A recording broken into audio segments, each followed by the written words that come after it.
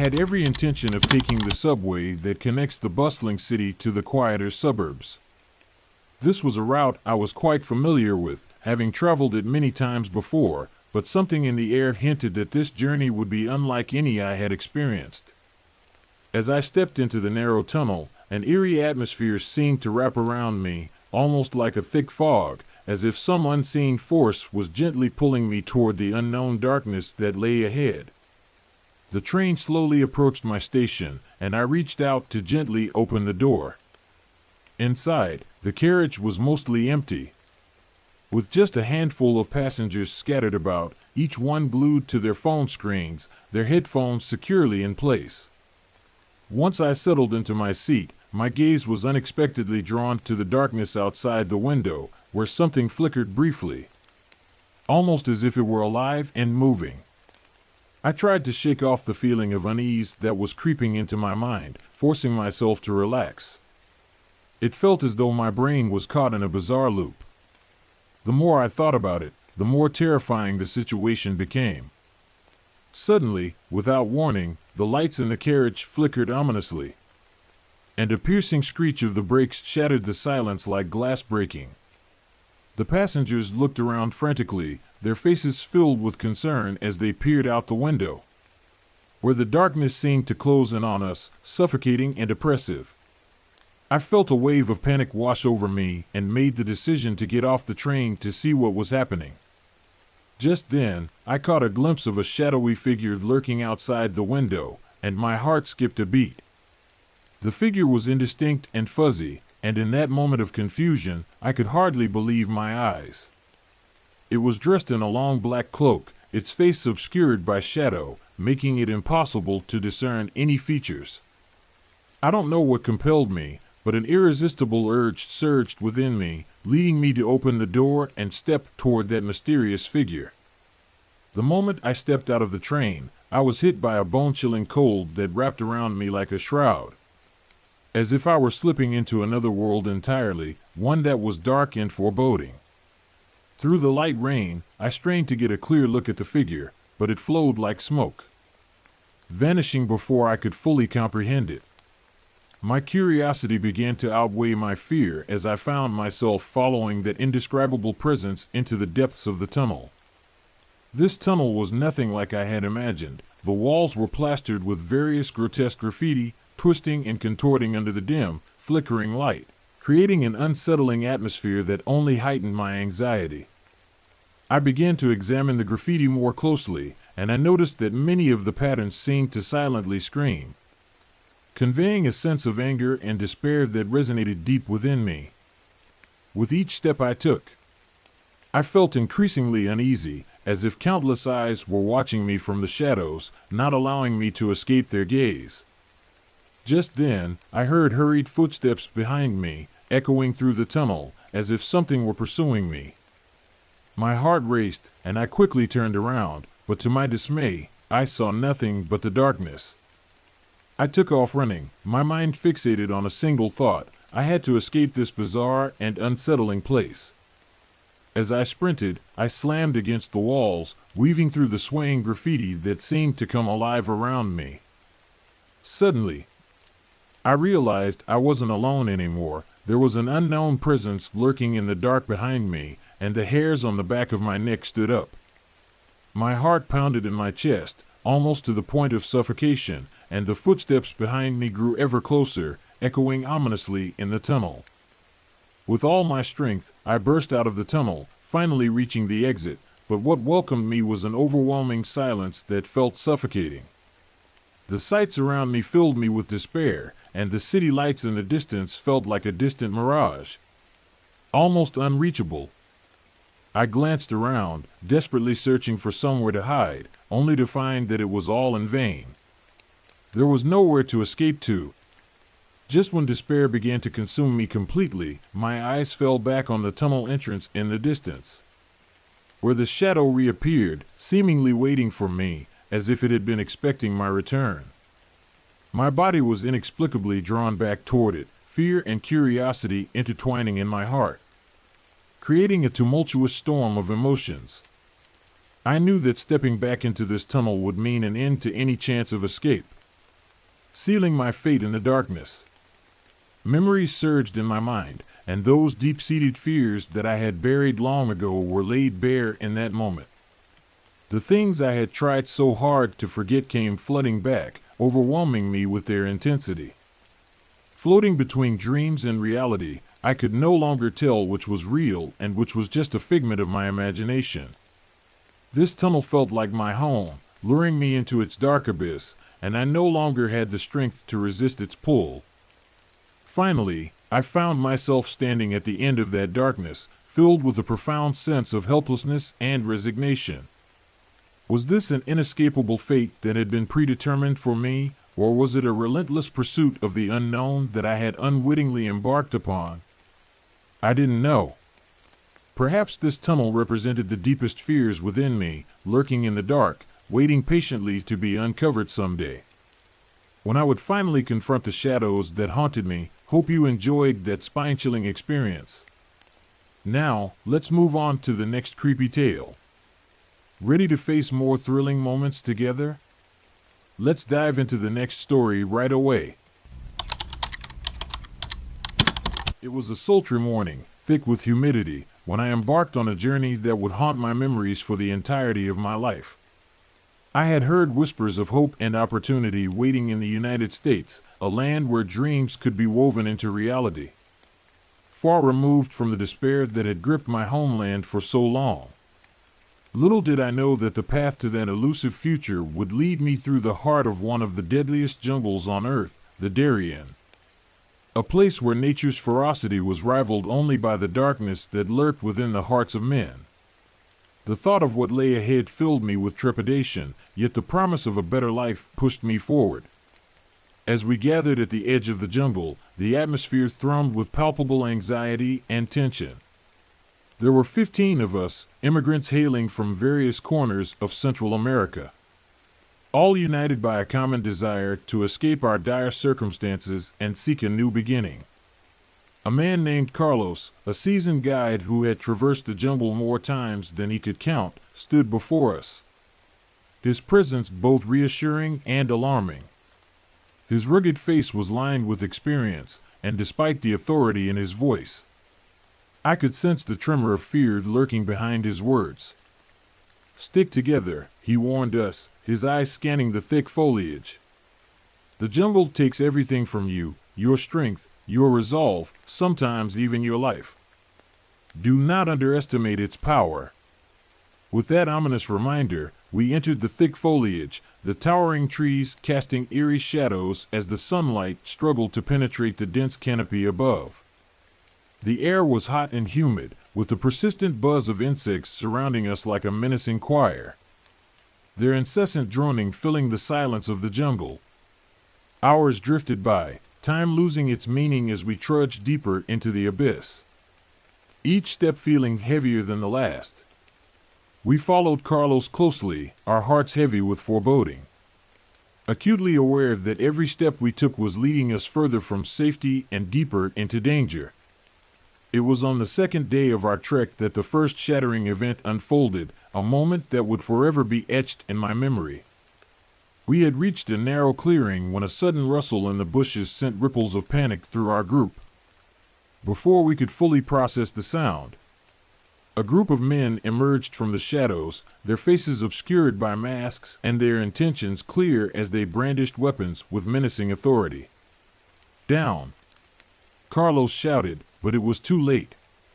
The chaos erupted instantly, a whirlwind of terror that left us paralyzed in fear. Screams filled the air as the armed men lunged toward us, their movements swift and brutal. I remember seeing Juan, a wiry man who had shared dreams of a new life with me over a flickering campfire, tackled to the ground with terrifying force. I felt frozen, an onlooker to violence I had only heard about in distant stories. The men dragged him away, his desperate pleas echoing in the jungle, begging for them to stop, to let him go. He was not the last to disappear that day. Several others, too, were taken, lost in a haze of terror and brutality, swallowed by the very jungle that had promised us freedom. The remaining group, now a fragmented puzzle of fear and despair, stumbled through the jungle in shock, our minds racing with what had just transpired. Carlos, who had strived to be our anchor, could do nothing but urge us to keep moving, to put distance between ourselves and the horror that had just unfolded. But how could we?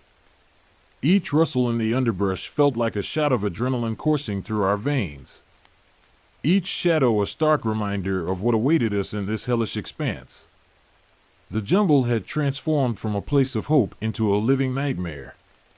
Night fell, stretching the ambience into an even more terrifying realm.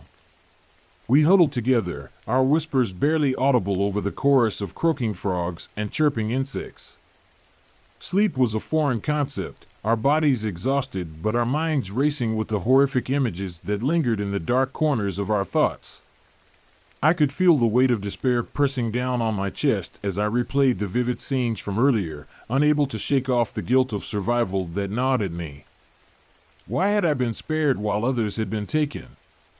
The following days turned into a blur of madness, our small group dwindling as more fell victim to the jungle's merciless hold.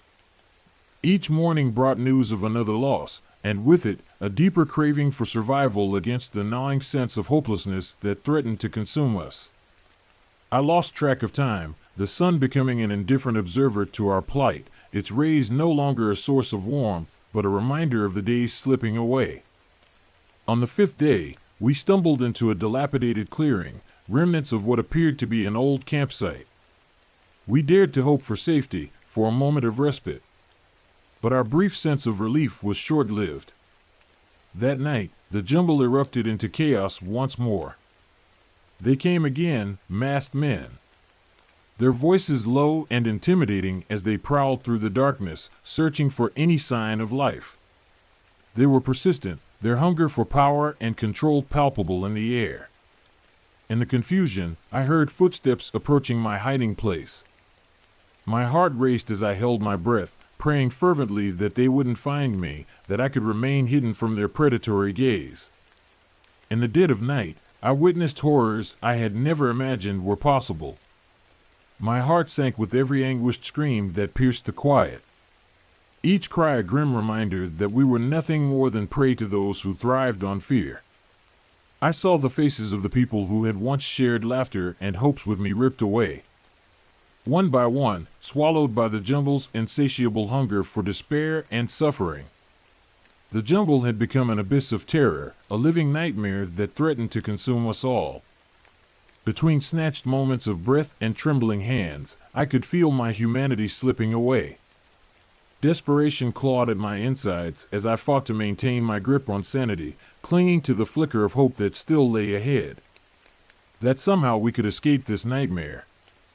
Despite the ever-present danger, the burning desire to escape kept me pushing forward, fueling my resolve to survive against all odds. It was on the seventh day that we, what remained of us, came across a small river. The water shimmered temptingly under the hazy light. A glimpse of freedom amidst the chaos. We waded through the cool water, desperate to wash away the stains of our ordeal, to cleanse ourselves of the horror we had witnessed. But the river held secrets, and as we emerged on the other side, I knew that danger lingered still, lurking just beyond our sight. The final stretch of our journey was nothing short of a nightmare. Malaria and hunger clawed at our bodies, weakening us further. But hope ignited our footsteps, propelling us forward. The specter of death loomed overhead, yet we managed to navigate through the relentless undergrowth. Each rustle inducing panic, each shadow a potential threat. We pressed on, driven by the faint glimmer of a future that felt just out of reach. And then, miraculously, we reached the border, a line in the sand that separated peril from promise. I remember collapsing on the ground, the weight of my fears finally breaking under the promise of safety that lay ahead. But the nightmare of the journey followed me. Shadows lurking in the corners of my mind, refusing to let go of their hold on me. As I crossed into the United States, I found myself in a world brimming with possibility, but the otherworldly horrors of the jungle clung to me like a second skin. A constant reminder of the price I had paid for freedom. Regret settled into my bones, intertwining with the memories of those lost in the depths of the Darien. Their faces haunting me in my dreams. No victory felt more hollow than this. The price had been too high, and the cost of my survival weighed heavily on my conscience. Even now, I wake at night with the echoes of screams reverberating in my mind, the faces of my lost companions haunting my thoughts. Their pleas for mercy echoing in the silence. Each day forward carries the burden of what I survived, but also what was taken from me in the process. The jungle taught me that hope is a fragile thing, easily swallowed by despair, and as I grapple with the memories, I know that some journeys leave scars that never heal, ones that stay embedded deep within the soul, forever marking the path I took in search of a new life. Hope you enjoyed that spine-chilling experience. Now, let's move on to the next creepy tale. Ready to face more thrilling moments together? Let's dive into the next story right away. As an experienced rescue diver, my life has always been intricately connected to water, particularly the vast and deep waters of the Great Lakes. These lakes, with their shimmering surfaces reflecting the sunlight, hide countless secrets beneath, secrets that have intrigued and captivated many. The underwater world is a realm filled with mystery and the unknown, and we are the brave souls who venture into these depths, seeking to uncover the enigmas that lie beneath. My partner, Michael, is not just a fellow diver. He is a legend in the diving community, known for his expertise and extensive knowledge of the underwater environment. He has always been my confidant, someone I trust implicitly. Michael constantly emphasizes the crucial importance of diving safety and the necessity of adhering to the established rules. He has taken the time to teach me how to survive and work effectively in complex underwater environments, how to remain calm in the face of emergencies, and how to handle unexpected situations. His wealth of experience has opened my eyes to the fact that diving is not merely a skill, it is an art form that requires finesse, intuition, and respect for the ocean's power. One sunny morning, with the sky clear and the sun shining brightly, we decided it was the perfect day to dive into Lake Superior, a place known for its legendary burial site of missing persons. Stories about this eerie location have circulated within the diving community for years, sending chills down the spines of many who have heard them. According to local lore, the lakebed is said to hide the remains of numerous missing individuals, their souls endlessly wandering in the water, waiting for someone brave enough to find them. While I was somewhat skeptical about these supernatural tales, Michael held a firm belief in them. He often said that the lake has a will of its own and possesses the ability to sense the hearts and intentions of divers who enter its depths.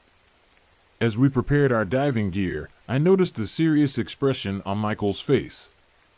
He handed me an old amulet, explaining that it was a keepsake from his mother, and he hoped it would bring me good fortune during our dive. I hesitated for a moment, feeling a mix of unease and curiosity, but eventually hung it around my neck.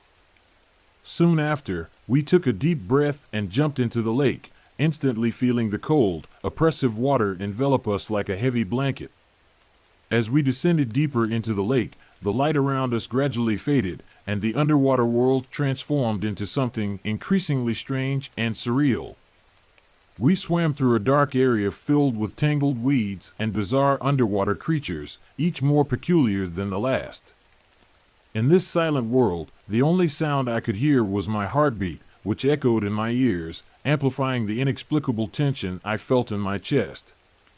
When we entered a narrow underwater cave, I sensed we were on the brink of discovering something truly unique. The cave walls were covered in thick, colorful algae, vibrant yet foreboding, hinting at some underlying danger. Michael led the way, his movements confident and steady, while I followed closely behind, trying to keep pace. Suddenly, I felt a chilling shiver run down my spine, as if an unseen presence was watching our every move, lurking just out of sight. Out of nowhere, Michael's flashlight flickered ominously, its beam illuminating a shadowy figure silently floating in the water ahead of us. My heart sank as a flood of terrifying thoughts rushed through my mind, each more horrifying than the last. But to my astonishment, Michael swam toward the creature without a moment's hesitation, his curiosity seemingly overpowering his caution. I tried to keep up with him, but an invisible force seemed to pull me back, preventing me from moving forward. Then, in an instant, the shadow moved, darting away at a speed much faster than we could swim. Its shape twisted and turned, gliding through the water with an agility that left me breathless. Michael let out a blood-curdling scream as the creature grabbed him tightly, and my heart nearly stopped as I watched him being dragged into the dark abyss. I struggled desperately to chase after him, my instincts screaming at me to save him, but I found I couldn't move, as if an irresistible force had me pinned in place, immobilized by fear and disbelief.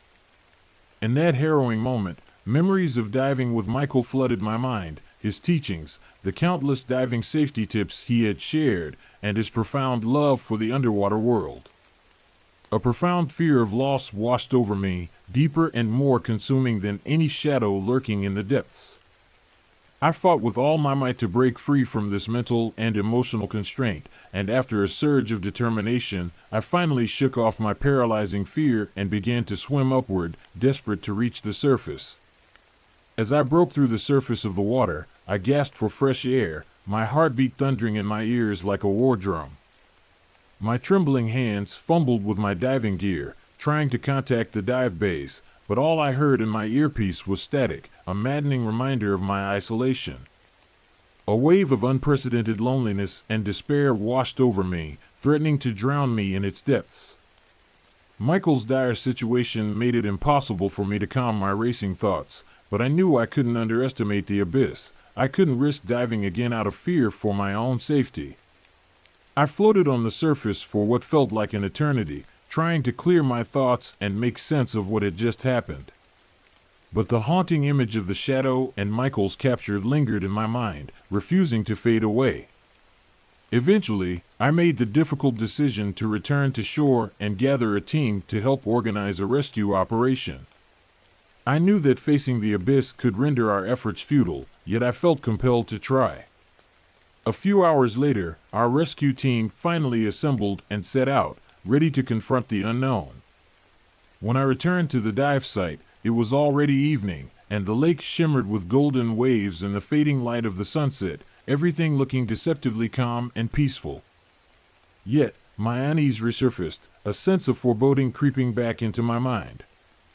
The rescue team members began preparing at the lake's edge, and this time, I felt a renewed sense of determination coursing through me. The underwater world remained silent, but everything seemed to warn us of the dangers that lay ahead. Eventually, we reached that perilous cave, but to my dismay, Michael was still missing. My panic grew with each passing moment, as if some dark force from the seabed was drawing me in, beckoning me to join Michael in the depths. We searched frantically around the cave, but every shadow felt like a silent mockery, the painful reality of our situation echoing in my heart, amplifying my fear. Just when we were about to give up hope, I felt that shiver again, more intense than before. A familiar figure appeared in my mind, as if Michael was still by my side, encouraging me to keep going and not to give up. With that incredible feeling of connection, I closed my eyes and dove deeper into the darkness, searching for any trace he might have left behind, any sign that he was still alive. At the moment I was about to surrender to despair, my hand brushed against a cold object, and my heart raced with a mix of hope and dread. It was Michael's glove, and the surrounding water surged around me, almost as if it echoed his cries for help. My heart raced, and I sensed something ominous lurking in the depths. Was it him? I quickly reached for the glove, but an unseen force pulled me into the depths of the cave, dragging me down into the darkness. In that dark moment, I suddenly realized that the lake's secrets were far more complex and intertwined than I had ever imagined. It wasn't just about the underwater objects and the bodies of the missing. It was also about the presence of that shadow lurking in the depths, a malevolent force that fed on our fears. Just like the currents at the lakebed, we had no idea what price we were paying for our adventure, what sacrifices we were making in our quest for answers. The silence of history and the secrets of the past intertwined at that moment, waiting to swallow us whole, to claim us as part of its dark narrative. Yet, a glimmer of hope remained in my heart, a flicker of light amid the encroaching darkness, as Michael's teachings flowed through my soul with every moment I spent diving. I knew that no matter how dark it got, the instinct to survive was unshakable, a primal force that would not be easily extinguished. So, I swam with all my might toward the surface, carrying an unfinished mission, determined to find Michael, and heading toward the light that promised safety and salvation. Hope you enjoyed that spine-chilling experience. Now, let's move on to the next creepy tale. Ready to face more thrilling moments together? Let's dive into the next story right away. As I sit here, trembling and filled with an unease I can hardly describe, I cannot shake the haunting memories of my days as a deep-sea diver. The recollection of my decision to leave my position at the dive company weighs heavily on my mind. A choice made not out of mere preference, but born from a profound fear and an overwhelming sense of dread that clung to me like a second skin, suffocating and relentless. The ocean, it turns out, is not just a realm of beauty and wonder, it is also a lurking horror that waits patiently in the shadows beneath the waves. A place where nightmares dwell and reality blurs into something unrecognizable. My last few dives have morphed into indistinct memories of eerie silence, each moment interrupted by bizarre phenomena that defy explanation and logic. On one of those fateful expeditions, I was tasked with investigating a series of bizarre bubbling currents that had mystified our team for weeks. These currents emerged from the depths like the breath of some great beast, twisting and dancing in a way that seemed almost alive, leading us toward the unknown. Back then, I was fueled with the thrill of discovery, my adventurous spirit eager to see what the ocean concealed, to uncover its secrets and mysteries. Little did I know that what lay beneath was far more terrifying than anything I could have imagined. As I descended deeper into the cerulean abyss, my heart raced with anticipation, the excitement of the dive mingling with a growing sense of unease. The deeper I went, the more I sensed that something was fundamentally wrong, something sinister lurking just beyond the reach of my light. The beam from my diving lamp flickered erratically, as if in sync with the strange currents that surrounded me, and the water grew colder, almost biting at my skin as if it were alive. With each foot I sank downwards, the familiar hum of the ocean faded into nothingness, replaced by a deafening silence that echoed in my ears, a silence that felt heavy and oppressive, as if the very sea itself was holding its breath. It was on this dive that I first stumbled upon what would haunt me for the rest of my life, the sunken military aircraft. Half buried in the sand, with the ocean crusting it like a forgotten tomb, was a plane that had gone missing years prior, its wings spread out like broken arms in eternal surrender to the depths.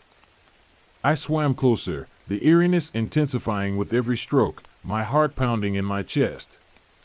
My cheap thrills turned to dread. Was I witnessing the remnants of a tragedy, or had I stumbled upon a curse that no man should encounter? The very thought sent shivers down my spine, but curiosity propelled me forward. The cockpit was caked in corrosion, the glass fogged over with the brine of the ocean's tears, obscuring whatever lay within. As I peered inside, my stomach seized with horror. There, twisted and contorted in their seats, were not just skeletons, but shadows. They moved in a way that made me question my sanity, their forms shifting and writhing as if they were caught in a nightmare of their own. Perhaps it was my mind playing tricks on me. I hadn't seen anything in the depths beyond shadows cast by my equipment, yet I was overwhelmed by a certainty that they were watching me, their hollow eyes boring into my very soul. I didn't dare to linger any longer than necessary. My heart raced as I shot back to the surface, desperation fueling my ascent, each kick of my fins propelling me upward with urgency. What followed was a conspiracy of silence among my fellow divers, whispers and uneasy glances that spoke of shared dread now etched into our very souls. The blessings of camaraderie, which once felt like a source of strength, turned into something much darker. We were haunted by what we had seen, bonding over the silence that weighed heavily in our chests. a weight that felt like a stone, unyielding and cold. The next few dives were no better. Each excursion into the depths revealed new nightmares lurking just beyond the edge of our lights. The deep was scrawled with strange markings, cryptic symbols that sent a chill racing down my spine, igniting a primal fear that I could not shake. Something watched us from the shadows, a presence that felt both ancient and malevolent. My fellow divers began to speak in hushed tones of the specters that haunted the underwater realm, a twisting, slithering shape that could manipulate the sea itself, drawing unsuspecting souls into the abyss from which there was no return. It was during a recovery operation that the darkness fully enveloped us, wrapping around us like a suffocating shroud. We were tasked with retrieving a submerged vessel that had gone down with all hands, a mission that filled me with dread. As we prepared for the dive, my stomach churned with anxiety, the fear gnawing at my insides. There were whispers of missing divers, of one particular man, a seasoned sailor, who had ventured down only to never return. The ocean was a mausoleum, and its secrets would rather be buried than shared with those who dared to disturb its slumber. As we descended, the water thickened, wrapping around us like a suffocating shroud, each kick of our fins feeling heavier as if the very sea was trying to hold us back. The further we plummeted, the more grotesque the landscape became, like the aftermath of a great deluge, but there was something alive in that stillness, an intelligence lurking just beyond the reach of our lights, watching and waiting. In the gloom, we found him, a survivor. Clinging to the wreckage, he was reminiscent of a lost soul from another time, his eyes wild with terror and loss, reflecting the horrors he had witnessed. We pulled him aboard our recovery vessel, but he wasn't free. The flickering lights cast strange shadows on his face, and he spoke in fragmented sentences, recounting stories of dark encounters that sent shivers down my spine. I listened, heart pounding, as he recounted his tale of an entity that had spoken to him in whispers, coaxing him into the depths, promising knowledge and power but yielding only madness and despair. The weight of his words hung heavily in the air, a palpable dread that seeped into our very bones. As he grappled with his reality, I caught glimpses of his past creeping into my dreams, faces of comrades lost beneath the waves, eyes wide in terror, their screams silenced by the crushing force of the ocean. The survivor's mind began to fray at the edges, revealing a deeper horror buried beneath the wreckage of his sanity. He muttered about things that moved in the darkness, ancient creatures that guarded the secrets of the abyss, their forms shifting and elusive, always just out of sight. With each passing day, whispers circulated among the crew, a growing sense of paranoia that wrapped around us like a vice. We spoke in hushed tones of the survivor's descent into madness, of unexplained phenomena that followed him like a shadow. Some claimed they saw shadows darting behind us when we sailed over sunken wrecks, strange figures that roamed the deep, watching, waiting, their intent inscrutable and terrifying. Fear seeped into our veins, a creeping dread that settled in our chests, and one fateful evening, against all better judgment, I gathered a few members of the crew and suggested we dive once more. We were resolute in our defiance of the creeping dread that had taken hold of us, driven by an insatiable curiosity and a desire to confront the darkness that loomed over us. If we sought the secrets beneath the waves, perhaps we could gain closure for ourselves, a final truth that could explain the unseen forces at play, or at the very least, a chance to confront our fears head-on. That night, we descended into the dark, our lights flickering wildly as we reached the bottom, the darkness enveloping us like a shroud. But we pressed on, hearts racing with a mix of fear and thrill, adrenaline coursing through our veins. Suddenly, we spotted it, a colossal figure in the distance, undulating in the water, a grotesque form that seemed both alive and dead, a nightmarish vision that sent panic surging through the group. Before I could even shout a warning, chaos erupted around us. We were slipping into the turmoil of flailing limbs and desperate gasps for air. My heart thudded in my chest as I swam frantically, desperately trying to escape the unseen grip that threatened to drag me into the void. It was as if the ocean itself conspired against us, currents swirling around us like serpents while that monstrous figure loomed ever closer, a harbinger of doom. I turned to see my fellow divers tumbling into the darkness, their lights extinguished one by one, swallowed by the abyss, their screams muffled by the crushing weight of the water. The last thing I remember is the survivor's face, haunted, pleading, his eyes wide with terror as he was consumed by shadows, dragged into the depths as if the sea itself had claimed him. And then there was silence, a profound and chilling silence that enveloped me. I don't know how I made it back to the surface. I was a mere shell of my former self, gasping for breath as salty waves crashed against me, each wave a reminder of the horrors I had witnessed. I felt the pull of the abyss behind me, a dark whisper that beckoned me to return, and in that moment of clarity, I vowed never to return to the deep. The ocean was not a friend, it was a merciless beast, harboring secrets best left undisturbed, a realm of nightmares that no man should ever seek to explore. As I pen these words, I am plagued by memories that refuse to fade, a relentless tide of recollections that crash against the shores of my mind. The nightmares return, even in daylight, shadows that dance at the edge of my vision, flickering just out of reach, an echo of whispers I can never quite catch, haunting me with their promise of darkness. I fear for the others who brave the depths, who think the ocean offers solace and adventure, unaware of the truth that lurks beneath the surface, the unholy pact that lingers in those forgotten currents, the lurking specter that waits, patient and hungry, for the next soul to ensnare. I walk away from the ocean today with a scar etched deep within, a haunting reminder of the abyss that beckons, a power that remains as inscrutable as the unfathomable depths of the sea. And I know, if I ever dare to look back, I will see it waiting for me, a dark silhouette against the horizon. The ocean remembers, and it will not forget. Hope you enjoyed that spine-chilling experience. Now, let's move on to the next creepy tale. Ready to face more thrilling moments together? Let's dive into the next story right away. In the small, unassuming town where I reside, rumors have always been peculiar and enigmatic. Lately, an unusual phenomenon has taken root, captivating the townsfolk and igniting their imaginations. Each night, in the desolate square at the heart of the town, the atmosphere seems to shimmer with the essence of a film being projected, even though there is no visible screen or projector in sight. The most bizarre aspect of this occurrence is the complete absence of any staff or equipment. The townspeople have dubbed it the Shadow Movie.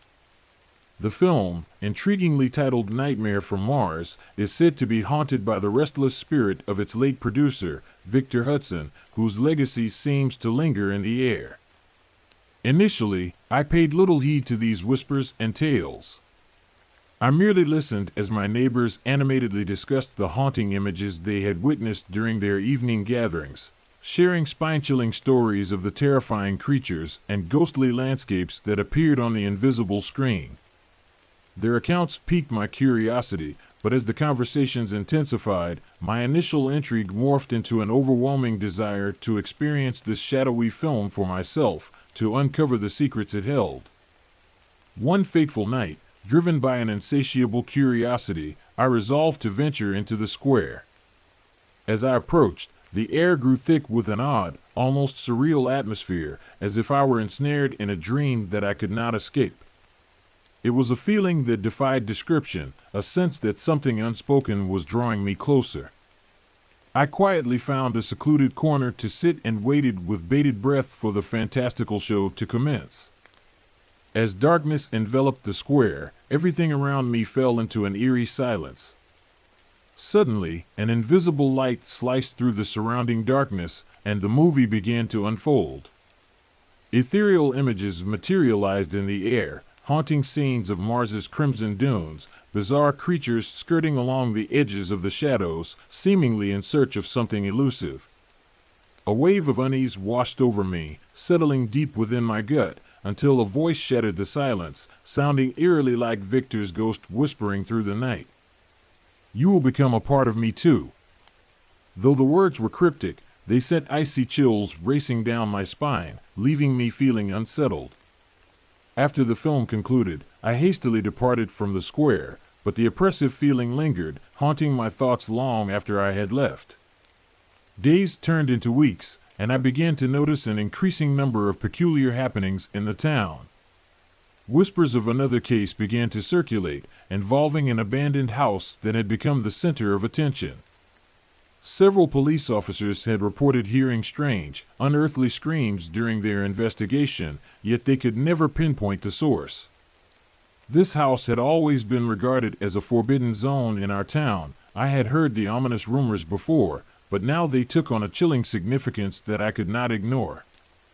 One particularly dark and moonless night, I made the decision to explore the abandoned house for myself. It loomed at the edge of town like a dark star, one that had never basked in the warmth of sunlight. Vines twisted and curled around the door, concealing countless secrets within its depths.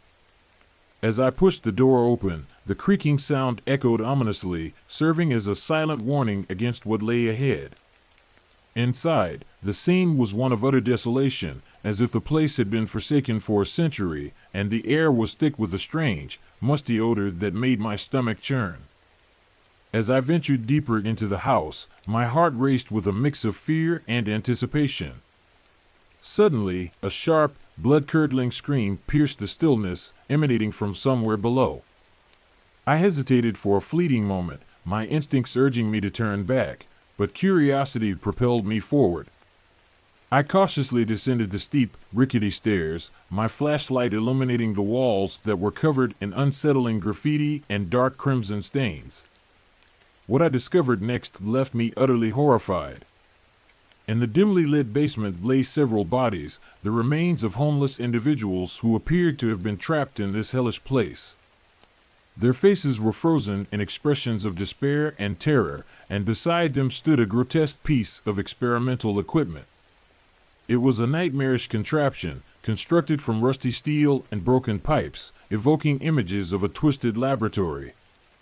I could almost hear faint whispers brushing against my ears, as if the spirits of the lost were accusing me. The fate of these innocents was somehow intertwined with my own.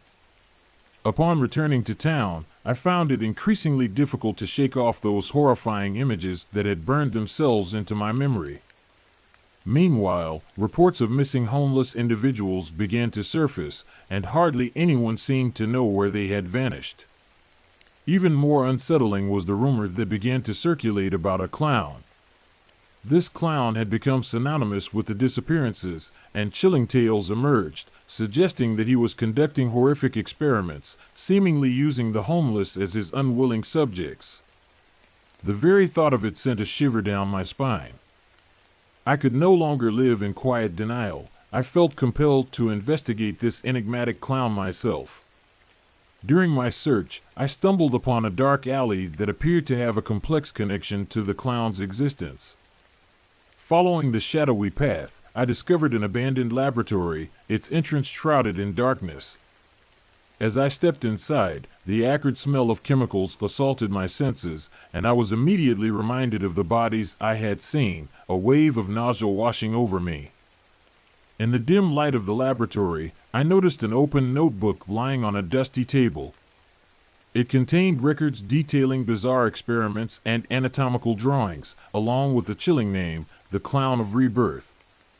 My heart raced as I felt the pieces of a sinister puzzle falling into place. This clown must be inextricably linked to Victor's movie and the growing list of missing homeless individuals.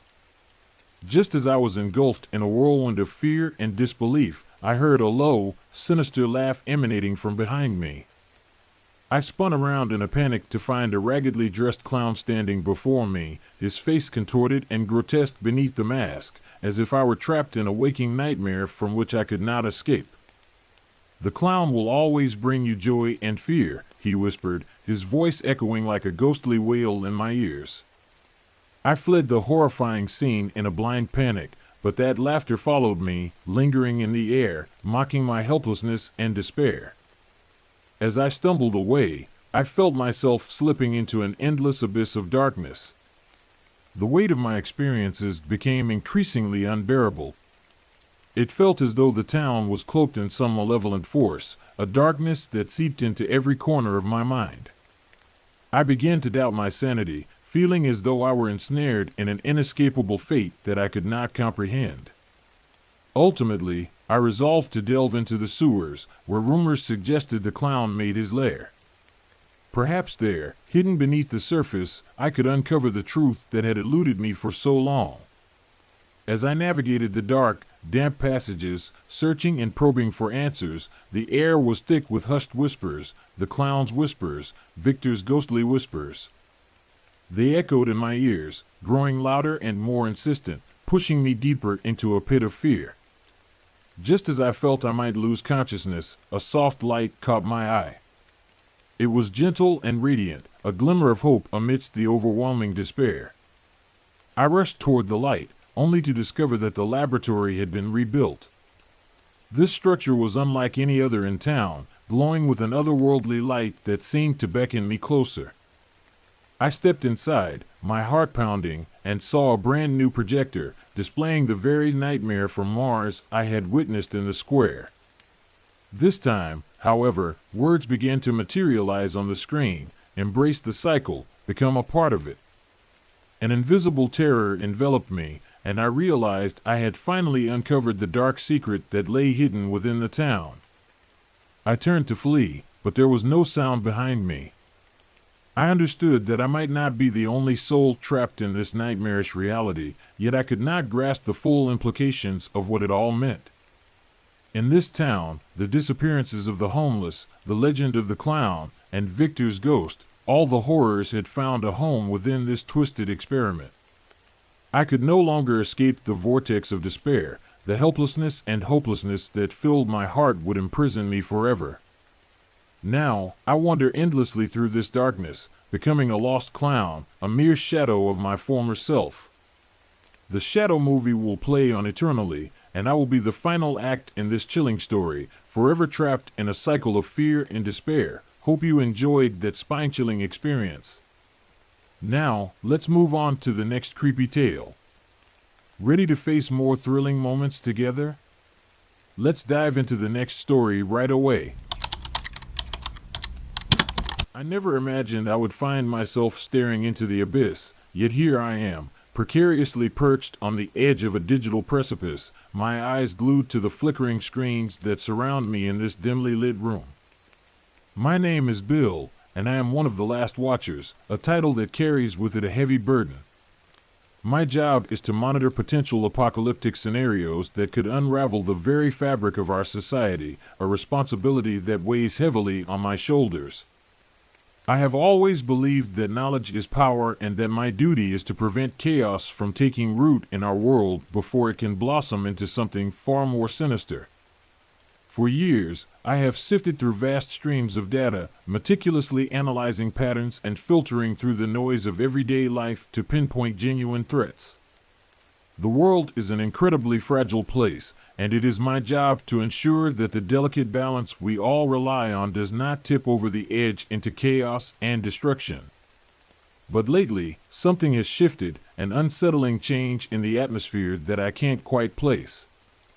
The air feels charged with attention, a sense of impending doom, and the data I am receiving is more alarming than ever before.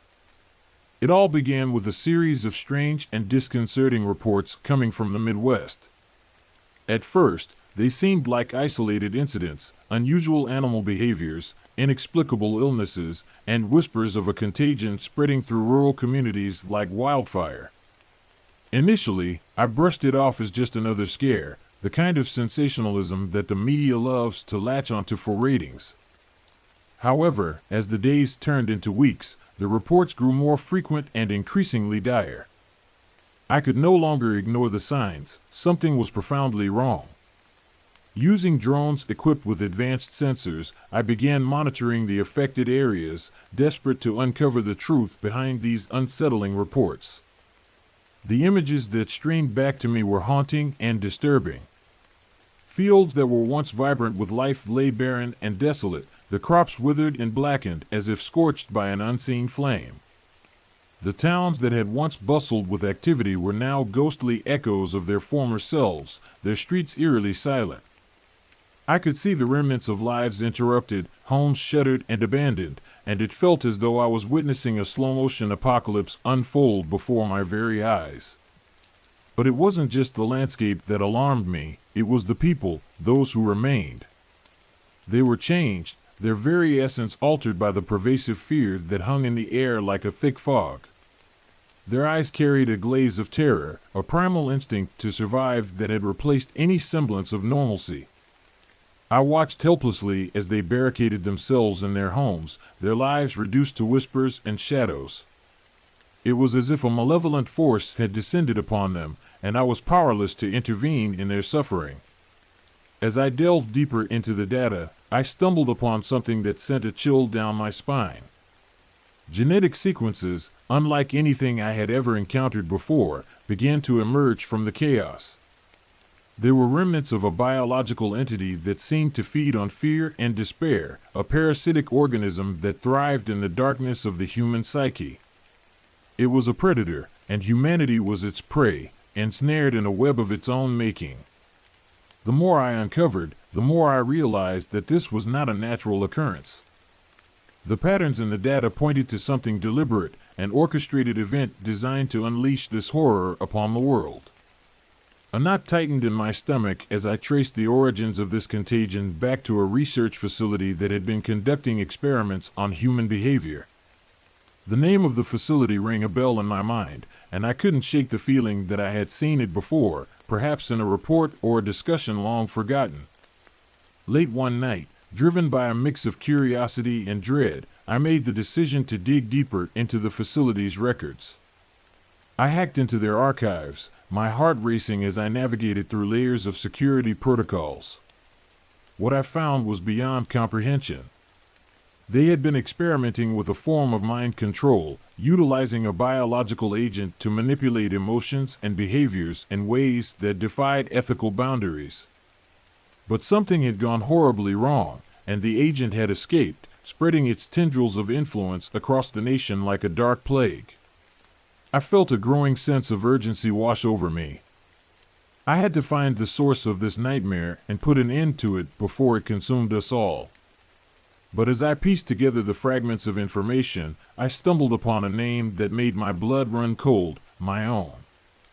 It was a project that had been abandoned years ago, one that I had been unwittingly involved in during my early career. The implications were staggering, and I was left grappling with the horrifying possibility that I had played a role in unleashing this horror upon the world. With each passing day, the situation grew more dire. Reports of violence and madness surged as the infected became increasingly aggressive, their minds twisted by the very organism that had taken root within them. I watched in horror as entire communities descended into chaos, the fabric of society unraveling before my eyes. The drones captured footage of people attacking one another, driven by an insatiable hunger for destruction and chaos. It was a nightmare made flesh, and I was powerless to stop it from spiraling further into darkness. But I couldn't give up. I had to find a way to reverse the damage, to reclaim what had been lost before it was too late. I began reaching out to contacts within the scientific community, desperate for answers and solutions. Time was running out, and I could feel the weight of the world pressing down on me like a heavy shroud. Then, one evening, I received a message that changed everything. A whistleblower from the facility had come forward, claiming to have developed a potential antidote. But there was a catch. It required a direct confrontation with the source of the contagion, a risky endeavor that could cost me my life. I hesitated, the fear of the unknown clawing at my resolve, but deep down, I knew I had no choice. I was the only one who could do this, the only one who had the knowledge and the means to confront this darkness. Armed with the knowledge I had gathered, I set out on a perilous journey into the heart of darkness. The facility loomed before me, a monolithic structure that seemed to pulse with malevolence, a monument to human hubris and folly. I could feel the air thickening around me, charged with the remnants of the horrors that had transpired within its walls.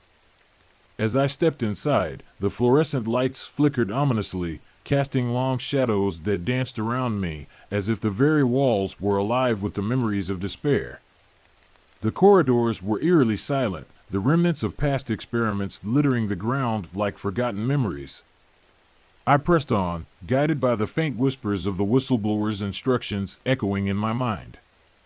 The deeper I went, the more I could feel the presence of the organism, a palpable energy that seemed to seep from the very walls, wrapping around me like a shroud.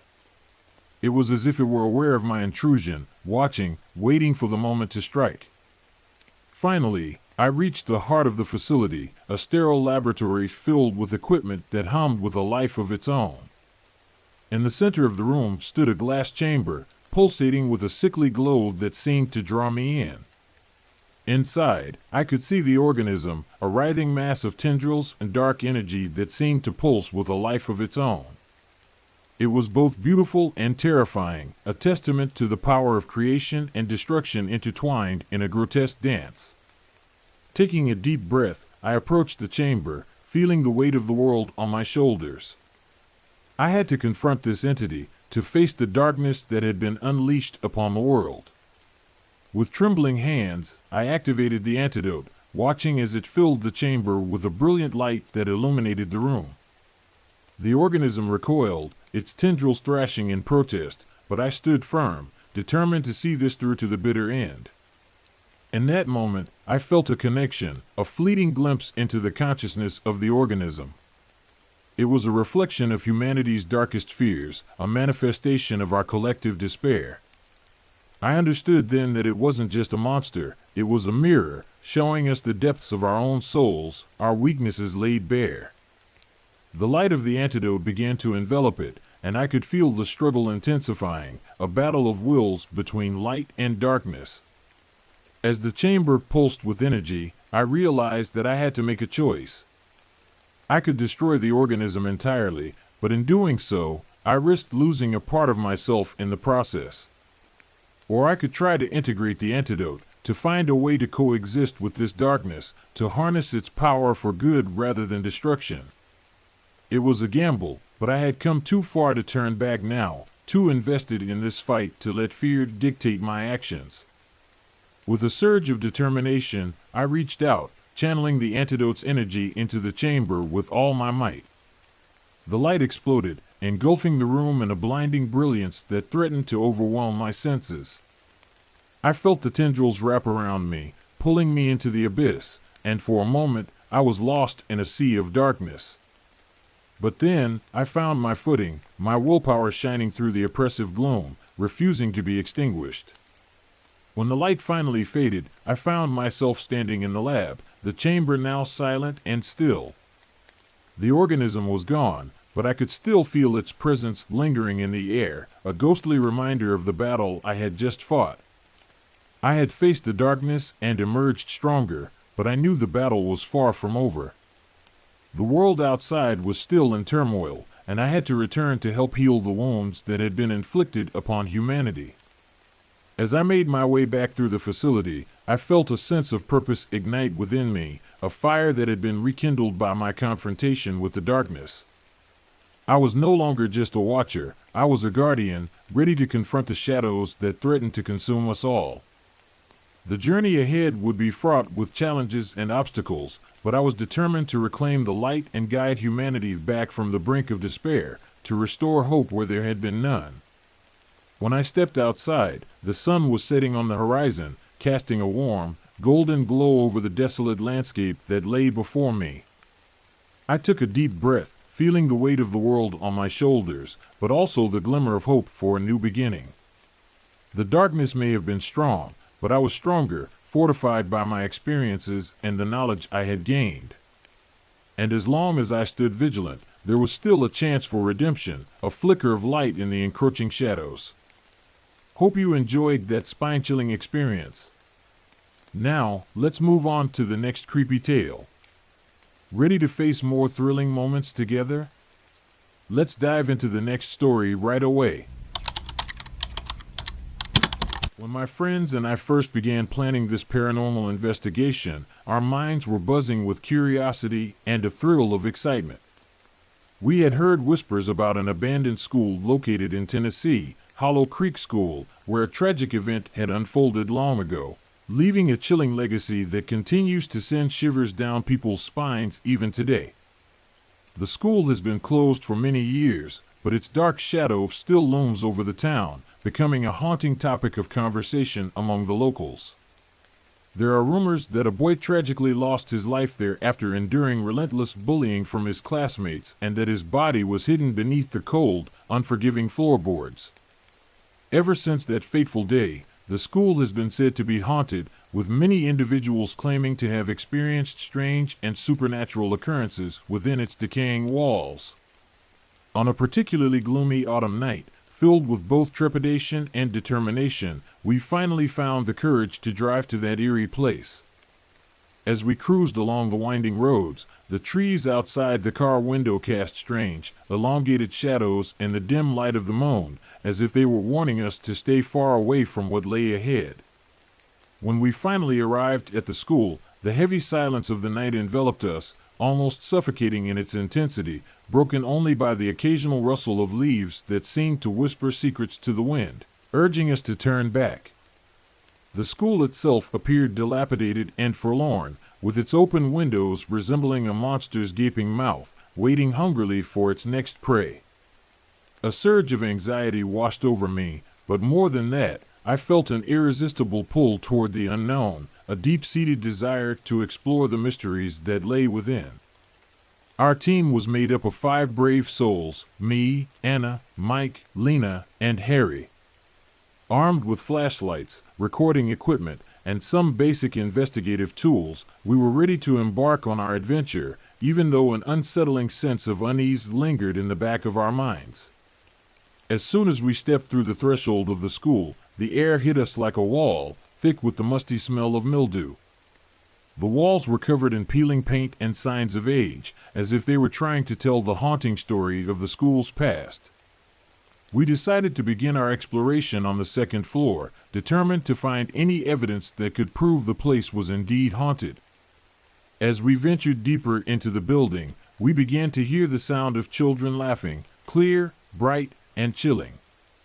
At first, we dismissed it as the wind or our overactive imaginations, but the laughter grew louder and clearer, almost beckoning us with an irresistible allure that was hard to resist. "Did you guys hear that?" I whispered, my voice barely escaping my throat, filled with apprehension. "I heard it, but it's probably just in our heads," Anna replied, her voice trembling, clearly shaken by the eerie atmosphere surrounding us. Her eyes flickered with unease, as if she were trying to convince herself that it was merely a figment of our imagination playing tricks on us. As we continued our exploration, a blurry figure suddenly appeared in the hallway, and my heart raced as if something unseen was watching our every move. At that moment, Harry looked up and turned pale, his face filled with terror and disbelief. I wanted to ask him what he had seen, but all I could do was watch in horror as he stumbled away in fear. We instinctively followed him, driven by an invisible force that compelled us forward, our hearts pounding with anxiety and dread as we navigated the darkened halls. We entered a classroom, and the quiet atmosphere was abruptly shattered by a loud crash that echoed through the empty space. It sounded like something heavy had fallen to the floor, and we looked around in panic, filled with confusion and unease. "What was that?" Mike shouted, his voice reverberating in the stillness of the classroom, amplifying our sense of dread. I scanned the room, a sense of foreboding creeping over me like a cold shroud. The classroom was empty, devoid of life, but the shadows in the corners seemed particularly deep and foreboding, as if something sinister was lurking there, waiting for the right moment to strike. Our collective fear began to spread like wildfire, stirring every nerve in our bodies, making the air feel thick and heavy in that silent space. "We should get out of here," Lena suggested, her voice trembling slightly, her words striking a chord of fear deep within us. Just then, we heard a noise coming from the gymnasium, a sound like something heavy hitting the ground, followed by a soft whisper that echoed through the halls, almost like children playing, innocent yet undeniably eerie.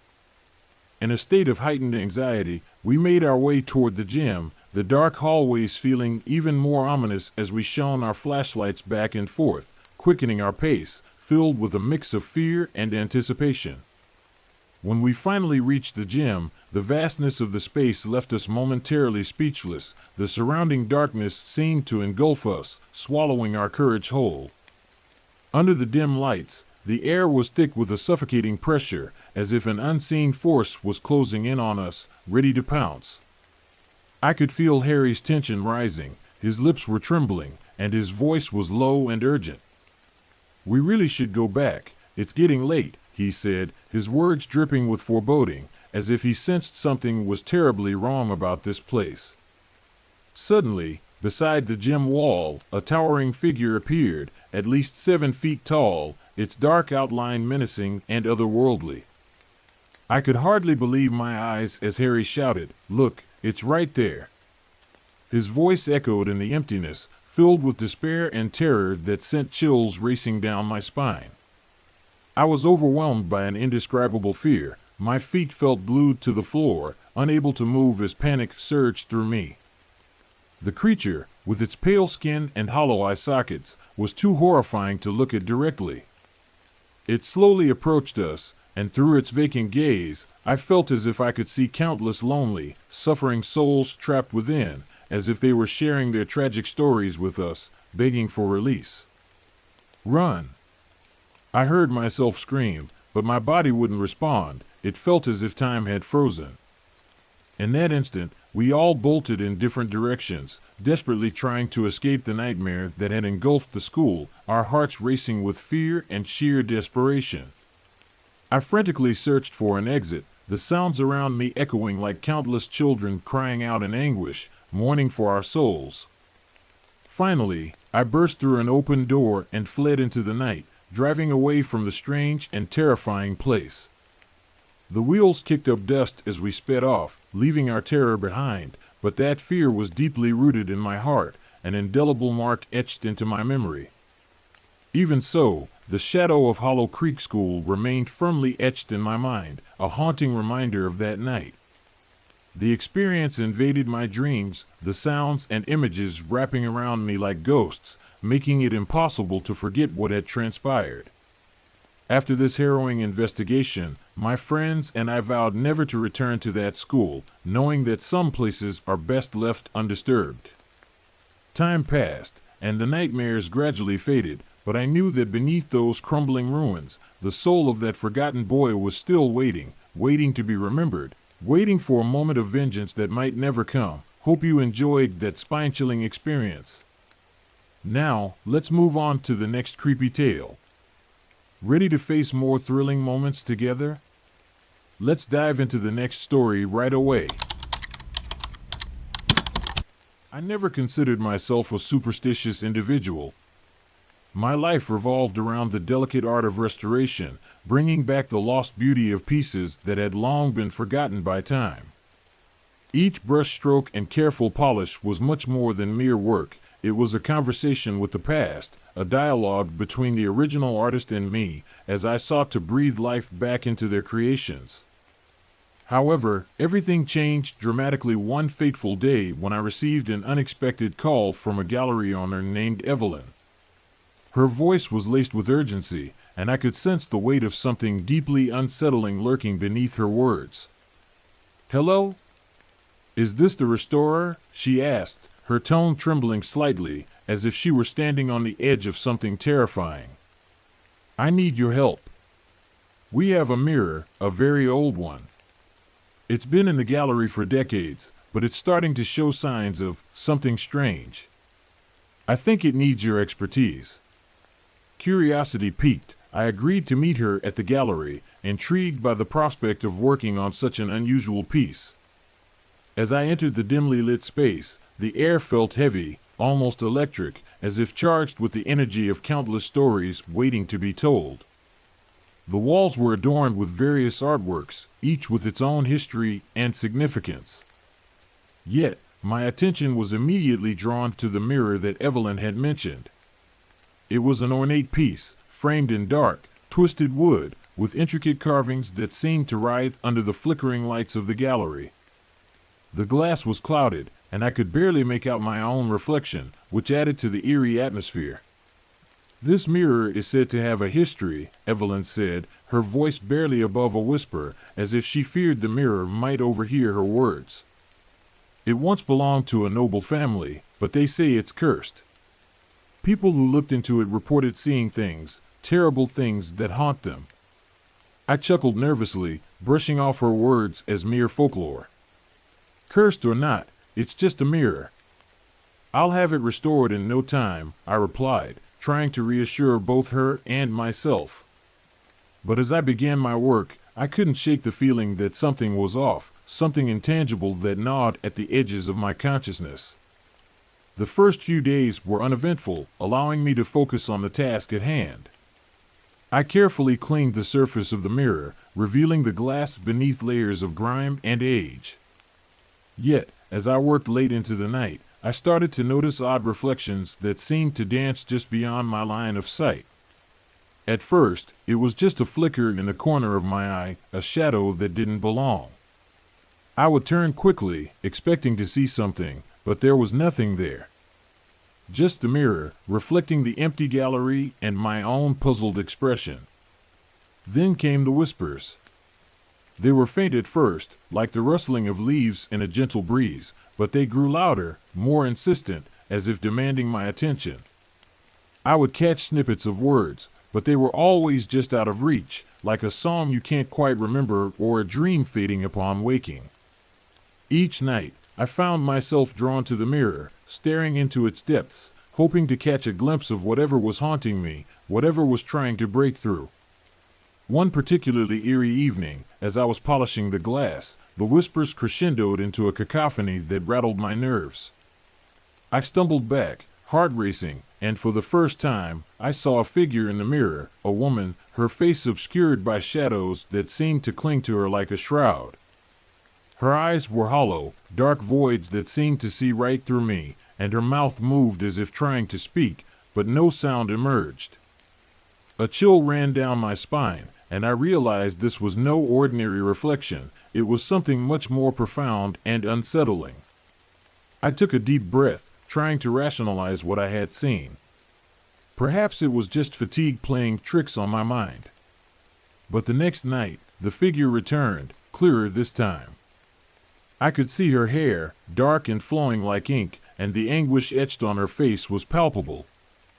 I felt an inexplicable connection to her, as if she were reaching out for help, and my heart ached for her plight. Determined to understand what was happening, I delved into the history of the mirror, seeking answers that would explain the strange occurrences. I learned of its former owners, a family torn apart by tragedy, their lives marred by sorrow. The woman in the mirror was the last of her line, rumored to have vanished without a trace, leaving behind only whispers of her existence. The more I uncovered, the more I realized that the whispers I had been hearing were her cries for help, trapped within the glass for eternity, echoing through time. Days turned into weeks, and I became obsessed with the mirror and its tragic history. I spent sleepless nights researching and piecing together the fragments of her life, driven by an unyielding desire to uncover the truth. I learned her name was Alara, and she had been a talented artist, much like me, pouring her soul into her creations. The parallels between our lives were uncanny, and I couldn't help but feel a kinship with her spirit, as if we were two souls connected by the threads of fate. But with each revelation, the atmosphere in the gallery grew heavier, more oppressive. The whispers turned to wails, echoing through the empty halls, and the shadows in the mirror twisted into grotesque shapes that seemed to mock me. I found myself avoiding the mirror, yet I was irresistibly drawn back to it, compelled by an unseen force. I could hear Alara's voice calling to me, pleading for release, and I knew I had to do something. One night, I stood before the mirror, trembling with a mixture of fear and determination. The air was thick with tension, charged with the energy of the spirits trapped within. The whispers had become a chorus of despair, a haunting melody that tugged at my heartstrings. "Help me," Alara's voice finally broke through the cacophony, clear and haunting. I am trapped. You must free me. I felt a surge of determination, a fire igniting within me. I had to help her, no matter the cost. But how? I remembered the stories I had heard about mirrors being portals, gateways to other realms, places where the boundaries between the living and the dead blurred. If Alara was trapped, perhaps I could reach her through the glass, through the very medium that held her captive. With a trembling hand, I reached out to touch the surface of the mirror. It felt cool and smooth beneath my fingertips, but as I pressed harder, the glass rippled like water, distorting my reflection. I gasped, pulling back in shock, but I was compelled to try again, driven by a force I could not ignore. This time, I leaned in closer, whispering her name, Alara. The surface shimmered in response, and for a brief moment, I felt a connection, a warmth that enveloped me, wrapping around my heart like a comforting embrace. Find my paintings, she urged, her voice echoing in my mind. They hold the key to my freedom, the path to my release. I spent the next few days searching the gallery, scouring every corner for any trace of Alara's work. Finally, hidden behind a dusty curtain, I found a collection of her paintings. They were hauntingly beautiful, each one depicting scenes of her life, filled with vibrant colors and deep emotion that seemed to leap from the canvas. But there was something darker lurking beneath the surface, an undeniable sadness that seeped through the brushstrokes, a sorrow that echoed the pain of her existence. As I examined the last painting, I noticed a small inscription at the bottom. It read, "To those who seek, know that love binds us." The words resonated within me, sending a shiver down my spine. I felt a surge of hope, a glimmer of understanding. I realized that to free Alara, I needed to understand her story fully, to acknowledge the pain she had endured and the love that had once surrounded her. That night, I returned to the mirror, the paintings by my side, a tangible connection to her spirit. "I know your story, Alara," I called out, my voice steady and unwavering. "I understand your pain. You are not alone in this darkness." The mirror shimmered in response, and the shadows began to swirl, forming a vortex of light and darkness. Alara's figure appeared, more vivid than ever, her features illuminated by an ethereal glow. "Thank you," she whispered, tears glistening in her eyes, reflecting the sorrow of her past. "You have given me the strength to confront my past, to face the darkness that has held me captive for so long." Together, we faced the darkness that had trapped her for so long, the malevolent force that sought to keep her bound to the mirror. I could feel the weight of her sorrow pressing down on me, but as I held her paintings, I also felt the warmth of her spirit, the love that had once filled her life. With every brushstroke, I could sense the chains of despair breaking, the shadows receding as light began to pierce through the darkness. But just as I thought we had succeeded, a dark force surged from the depths of the mirror, a malevolent presence that sought to reclaim Alara, to drag her back into the void. The whispers turned to screams, and I felt a cold grip around my heart, a paralyzing fear that threatened to consume me. "No!" I shouted, refusing to let her go, refusing to allow the darkness to win. In that moment, I understood that love was the key, the force that could shatter the chains binding her. I reached out, grasping the edge of the mirror, and focused all my energy on Alara. "You are free! You are loved!"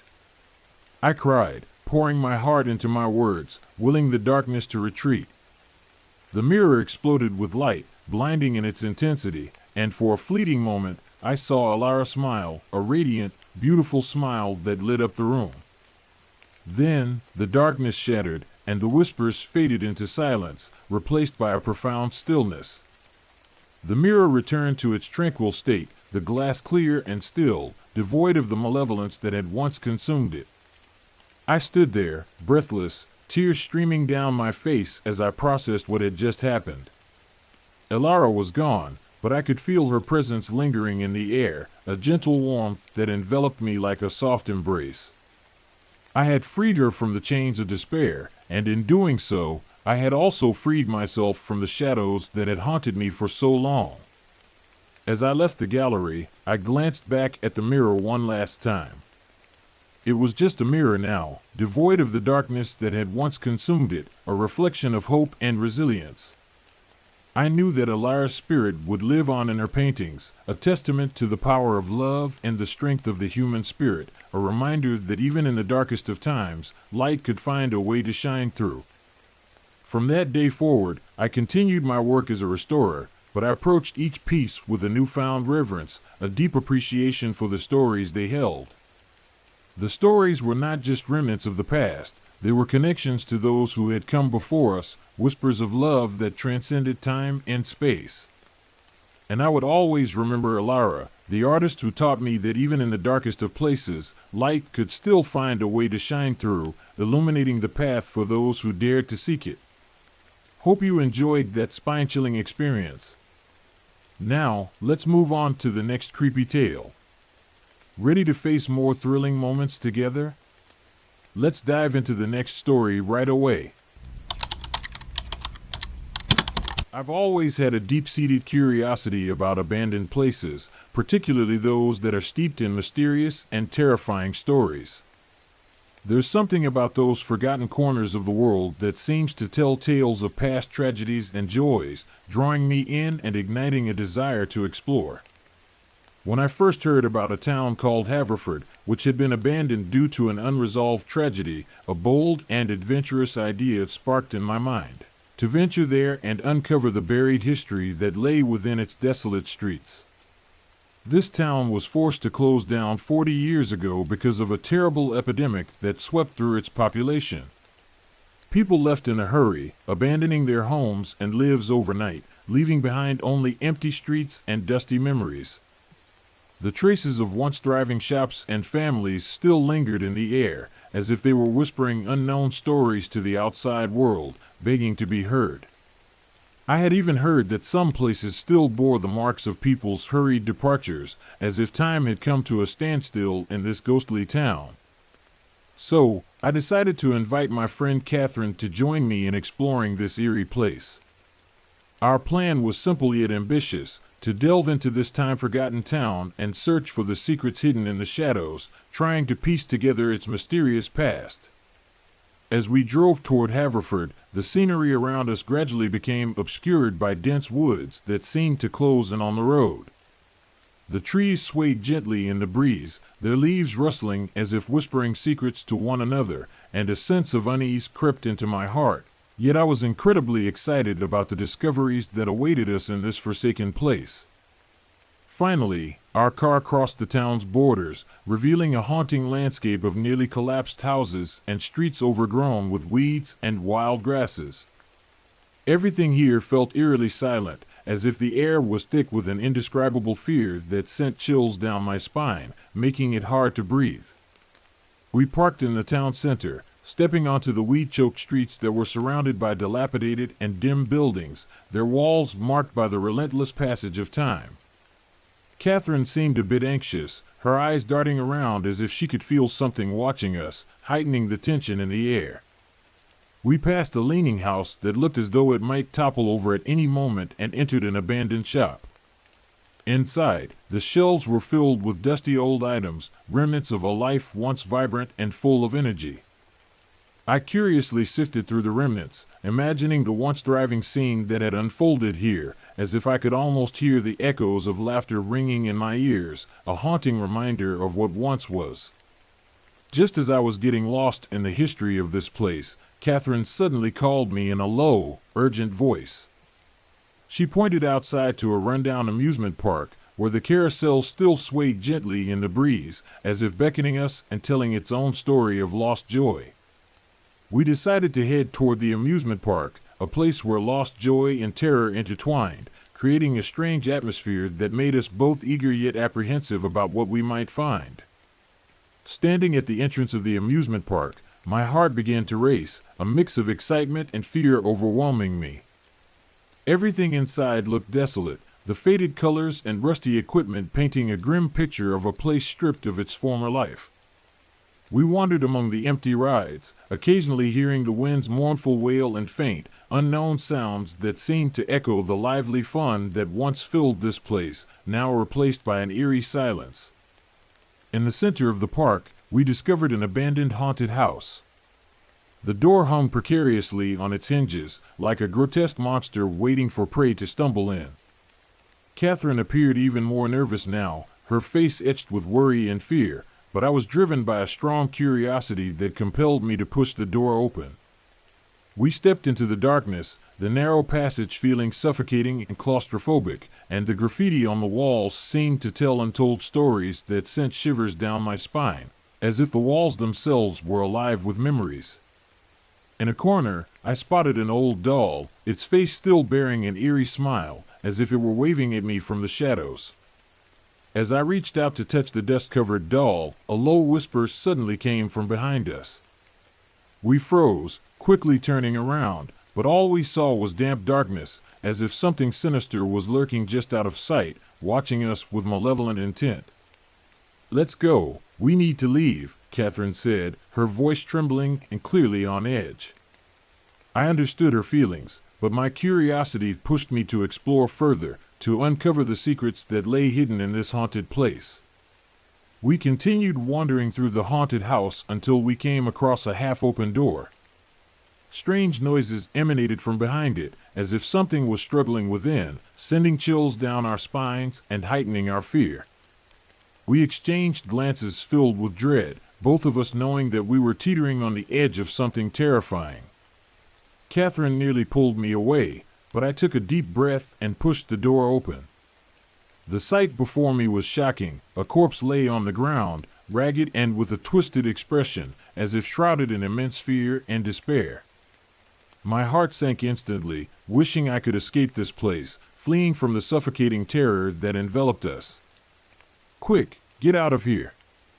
Catherine screamed, pulling my hand back with urgency. At that moment, I noticed a shadow flash behind us. It wasn't an ordinary shadow. It moved quickly and eerily, almost as if it were alive, a dark entity that sent a wave of despair washing over me. My heart nearly stopped at the sight, overwhelmed by the fear that threatened to consume us. We raced out of the haunted house, heading for the amusement park's exit, our hearts pounding in our chests. The atmosphere in the abandoned park grew increasingly bizarre and oppressive. We felt as if countless eyes were watching us from the darkness, making it hard to breathe and fueling our panic. We ran back to the car, only to find the keys missing. At that moment, my heart felt like it was gripped by cold hands, and despair surged unexpectedly, as if everything had become utterly hopeless. "We need to split up and search," I said loudly, trying to calm myself, but even saying that couldn't hide the inner fear that gnawed at me. We decided to separate to look for the keys, with Catherine running toward a massive, gnarled tree while I searched the park's perimeter, anxiety and unease filling my mind like a heavy fog. In a state of indescribable fear, I checked every corner and crevice, and just as I was about to give up hope, I found the keys among a pile of junk and debris. A rush of joy surged through me as I sprinted toward Catherine, feeling a glimmer of hope in the midst of our terror. However, when I reached that tree, the scene before me sent chills down my spine. Catherine was slumped on the ground, her face pale and eyes vacant, low whispers echoing around her like a sinister lullaby. I called her name desperately, but there was no response. My heart sank as I realized something terrifying was happening, as if she were being enchanted or controlled by something dark. I approached her cautiously, trying to wake her up, but she seemed trapped in a trance, her gaze distant and unfocused. I saw the shadow behind her, seemingly drawing something from her, feeding on her very essence. Despair hit me again, and I shook her hard, finally bringing her gaze back to me, as if she had just awakened from a nightmarish dream. "Run! It's coming!" Her voice trembled, sounding as if she had just emerged from a horrific nightmare. We didn't hesitate any longer. We bolted toward the car, filled with fear and urgency, adrenaline coursing through our veins. Just as we were almost at the car, that shadow suddenly appeared behind us, its shape vague and twisted, like a ghost wandering the earth, hungry for our fear. I unlocked the car door, yanked Catherine inside, and we hurriedly climbed in. As the engine roared to life, we sped away from the amusement park, finally feeling a bit of relief as that terrifying shadow disappeared from the rearview mirror, swallowed by the darkness behind us. We drove in silence, the wind howling outside the car windows, as if telling the sorrowful story of this town. I didn't dare to think back on what we had just experienced, my heart filled with fear and confusion. We left Haverford behind, but those shadows were deeply etched in my memory, making it impossible to sleep at night, unable to shake off that unsettling feeling that clung to me like a heavy shroud. After returning to the city, I thought everything was over, that we had escaped the horrors of Haverford. However, a few nights later, I dreamed of that shadow again, and in my dream, Catherine's face was filled with terror and despair, a haunting image that would not leave me. I woke up in a cold sweat, fully aware that the shadow of Haverford would forever follow me, a dark reminder of our encounter. I understood that some secrets can never be uncovered, and some experiences cannot be forgotten, deeply imprinted in my soul, becoming a nightmare I could never escape, haunting my thoughts and dreams with unrelenting persistence. Hope you enjoyed that spine-chilling experience. Now, let's move on to the next creepy tale. Ready to face more thrilling moments together? Let's dive into the next story right away. I never imagined that working at the last remaining Blockbuster would be anything more than a nostalgic trip down memory lane. I was a college student looking for a part-time job, and the idea of working at a video rental store seemed quaint and harmless. Little did I know, my time at that store would lead me into a world of inexplicable terror and a curse I could never escape. The Blockbuster was tucked away in a quiet corner of town, a relic from the past that somehow managed to stay afloat in the age of streaming services. Teenagers still wandered in, more out of curiosity than anything else, and a few loyal customers kept the lights on. My manager, Mr. Harris, was an old-timer who had worked there since the store first opened. He was a kind man, but he had a set of peculiar rules that he insisted I follow. Never watch a movie called The House of Bones, he warned me on my first day. And whatever you do, don't touch the unmarked VHS tape in the back room.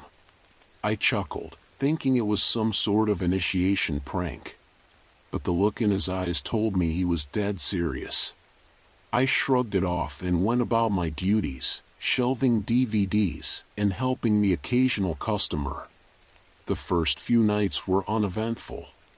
I got used to the hum of the fluorescent lights and the faint smell of popcorn that lingered in the air. But then, things started to get strange. It was a Tuesday night, and the store was empty. I was reorganizing the horror section when I felt a cold draft. I turned around, but no one was there.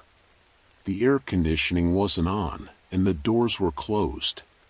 I shrugged it off as my imagination and went back to work. The draft came again, stronger this time, and I heard a faint whisper. It was so soft I couldn't make out the words, but it sent a shiver down my spine. I decided to take a break and went to the back room to grab a soda.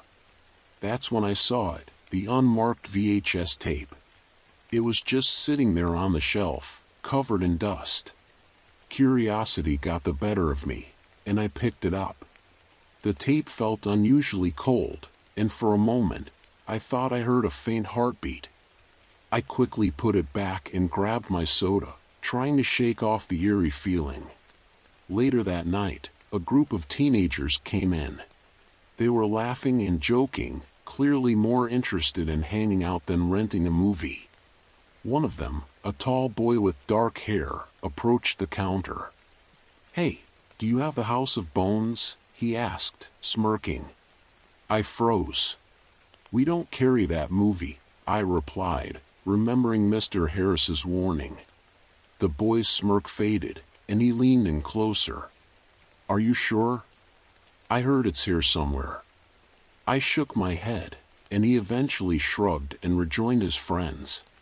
But the encounter left me feeling uneasy. Why would anyone be looking for that specific movie? As the night went on, I couldn't shake the feeling that I was being watched. Every time I turned around, I thought I saw a shadow out of the corner of my eye. I told myself it was just my imagination, but the feeling of dread continued to grow. Around midnight, just before closing, a strange man walked in. He was tall and gaunt, with hollow eyes that seemed to pierce right through me. He didn't say a word, just wandered through the aisles, occasionally glancing in my direction. When he finally approached the counter, he placed a single DVD on it. My heart nearly stopped when I saw the title, The House of Bones. "I'm sorry, we don't have this movie," I stammered, pushing it back toward him. The man didn't react. He simply stared at me with those empty eyes, and then, without a word, he turned and left the store, leaving the DVD behind. I wanted to throw it away, but something compelled me to keep it. I placed it in the back room next to the unmarked VHS tape, hoping Mr. Harris wouldn't notice. The next day, I told Mr. Harris about the strange man and the DVD. He looked more worried than I'd ever seen him. "You need to be careful," he said. "There are things in this world you don't understand."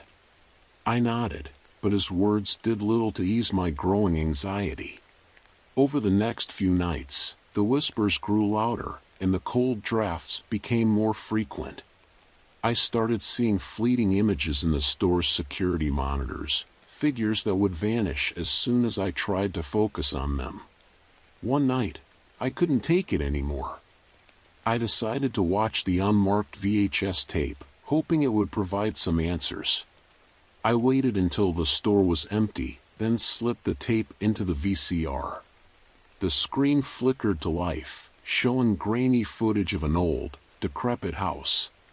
The camera moved slowly through the rooms, each one more decayed and unsettling than the last.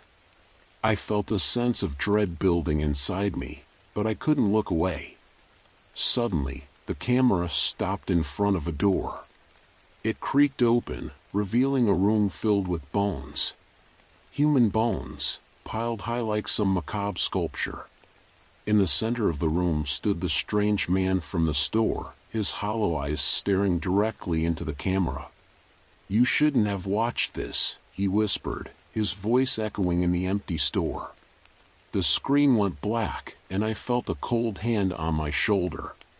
I turned around, but no one was there. My heart was pounding, and I could barely breathe. I knew I had to get out of there. I ran to the front of the store, but the doors wouldn't budge. It was as if they were locked from the outside. Panic set in, and I started banging on the glass, hoping someone would hear me. That's when I saw the teenagers from the other night, standing outside, watching me with blank expressions. They didn't move, didn't say a word. They just stared. I backed away from the doors, my mind racing. I had to find another way out. I ran to the back room, but the strange man was there, blocking my path. His eyes seemed to glow in the dim light, and I felt a wave of terror wash over me. "You can't escape," he said, his voice cold and hollow. "The curse is upon you now." I stumbled back, tripping over the unmarked VHS tape. The man advanced, and I felt a cold hand wrap around my throat. I struggled, but it was no use. The darkness closed in, and I felt myself slipping away. When I woke up, I was lying on the floor of the back room. The store was silent, and the strange man was gone. I looked around, disoriented and terrified. The unmarked VHS tape was still there, but the DVD of The House of Bones had vanished. I knew I couldn't stay there any longer. I grabbed my things and ran out of the store, not stopping until I was safely home. But even there, I couldn't escape the feeling of being watched. The next day, I quit my job at Blockbuster. Mr. Harris didn't seem surprised. He just nodded and wished me well. But the nightmares didn't stop. Every night, I dreamed of the house filled with bones and the hollow-eyed man. I could hear his whispers, feel his cold touch. The curse had followed me home, and there was no escaping it. I tried to move on with my life, but the fear never left me. I avoided dark places, stayed away from old houses, and never, ever watched another VHS tape. But deep down, I knew it was only a matter of time before the curse claimed me completely. And so, I live in constant fear, haunted by the memories of that fateful job at the last Blockbuster. I can only hope that one day, I will find a way to break the curse and finally be free. But until then, I remain trapped in a nightmare, unable to escape the horrors that lurk in the shadows. I never imagined that working at the last remaining Blockbuster would be anything more than a nostalgic trip down memory lane. I was a college student looking for a part-time job, and the idea of working at a video rental store seemed quaint and harmless. Little did I know, my time at that store would lead me into a world of inexplicable terror and a curse I could never escape. The Blockbuster was tucked away in a quiet corner of town, a relic from the past that somehow managed to stay afloat in the age of streaming services. Teenagers still wandered in, more out of curiosity than anything else, and a few loyal customers kept the lights on. My manager, Mr. Harris, was an old-timer who had worked there since the store first opened. He was a kind man, but he had a set of peculiar rules that he insisted I follow. Never watch the movie called The House of Bones, he warned me on my first day. And whatever you do, don't touch the unmarked VHS tape in the back room. I chuckled, thinking it was some sort of initiation prank. But the look in his eyes told me he was dead serious. I shrugged it off and went about my duties, shelving DVDs and helping the occasional customer. The first few nights were uneventful. I got used to the hum of the fluorescent lights and the faint smell of popcorn that lingered in the air. But then, things started to get strange. It was a Tuesday night, and the store was empty. I was reorganizing the horror section when I felt a cold draft. I turned around, but no one was there. The air conditioning wasn't on, and the doors were closed. I shrugged it off as my imagination and went back to work. The draft came again, stronger this time, and I heard a faint whisper. It was so soft I couldn't make out the words, but it sent a shiver down my spine. I decided to take a break and went to the back room to grab a soda. That's when I saw it, the unmarked VHS tape. It was just sitting there on the shelf, covered in dust. Curiosity got the better of me, and I picked it up. The tape felt unusually cold, and for a moment, I thought I heard a faint heartbeat. I quickly put it back and grabbed my soda, trying to shake off the eerie feeling. Later that night, a group of teenagers came in. They were laughing and joking, clearly more interested in hanging out than renting a movie. One of them, a tall boy with dark hair, approached the counter. "Hey, do you have the House of Bones?" he asked, smirking. I froze. "We don't carry that movie," I replied, remembering Mr. Harris's warning. The boy's smirk faded, and he leaned in closer. "Are you sure? I heard it's here somewhere." I shook my head, and he eventually shrugged and rejoined his friends. But the encounter left me feeling uneasy. Why would anyone be looking for that specific movie? As the night went on, I couldn't shake the feeling that I was being watched. Every time I turned around, I thought I saw a shadow out of the corner of my eye. I told myself it was just my imagination, but the feeling of dread continued to grow. Around midnight, just before closing, a strange man walked in. He was tall and gaunt, with hollow eyes that seemed to pierce right through me. He didn't say a word, just wandered through the aisles, occasionally glancing in my direction. When he finally approached the counter, he placed a single DVD on it. My heart nearly stopped when I saw the title, The House of Bones.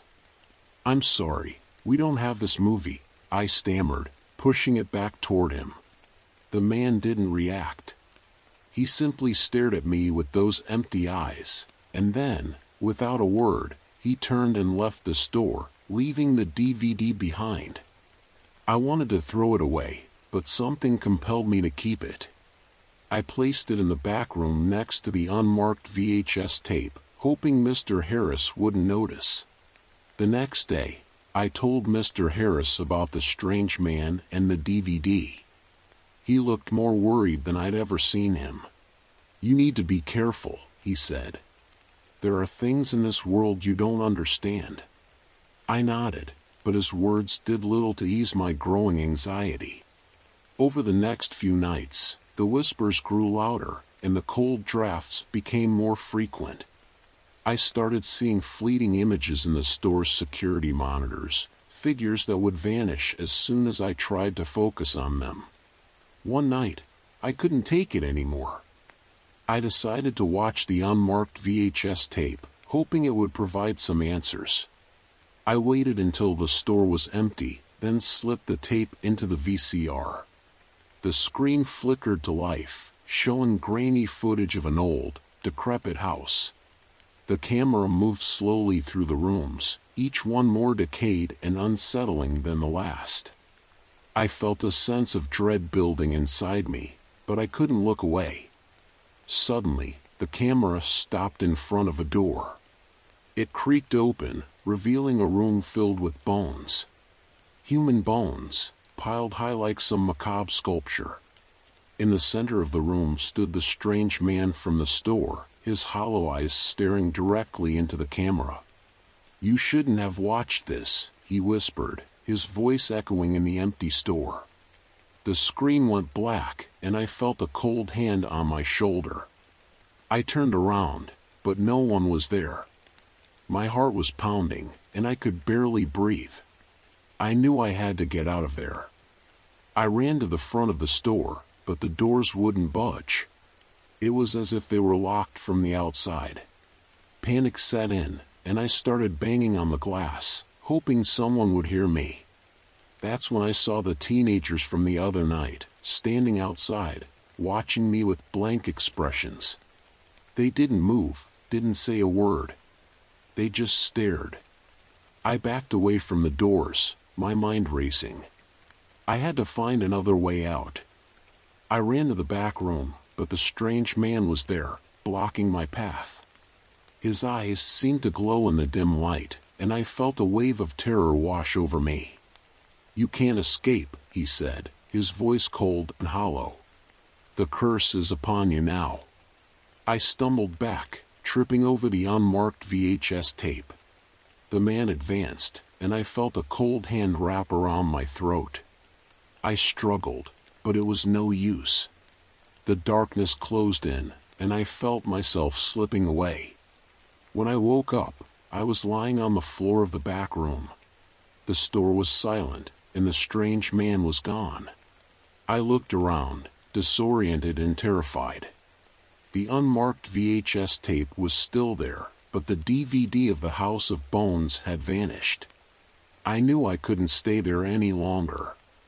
I grabbed my things and ran out of the store, not stopping until I was safely home.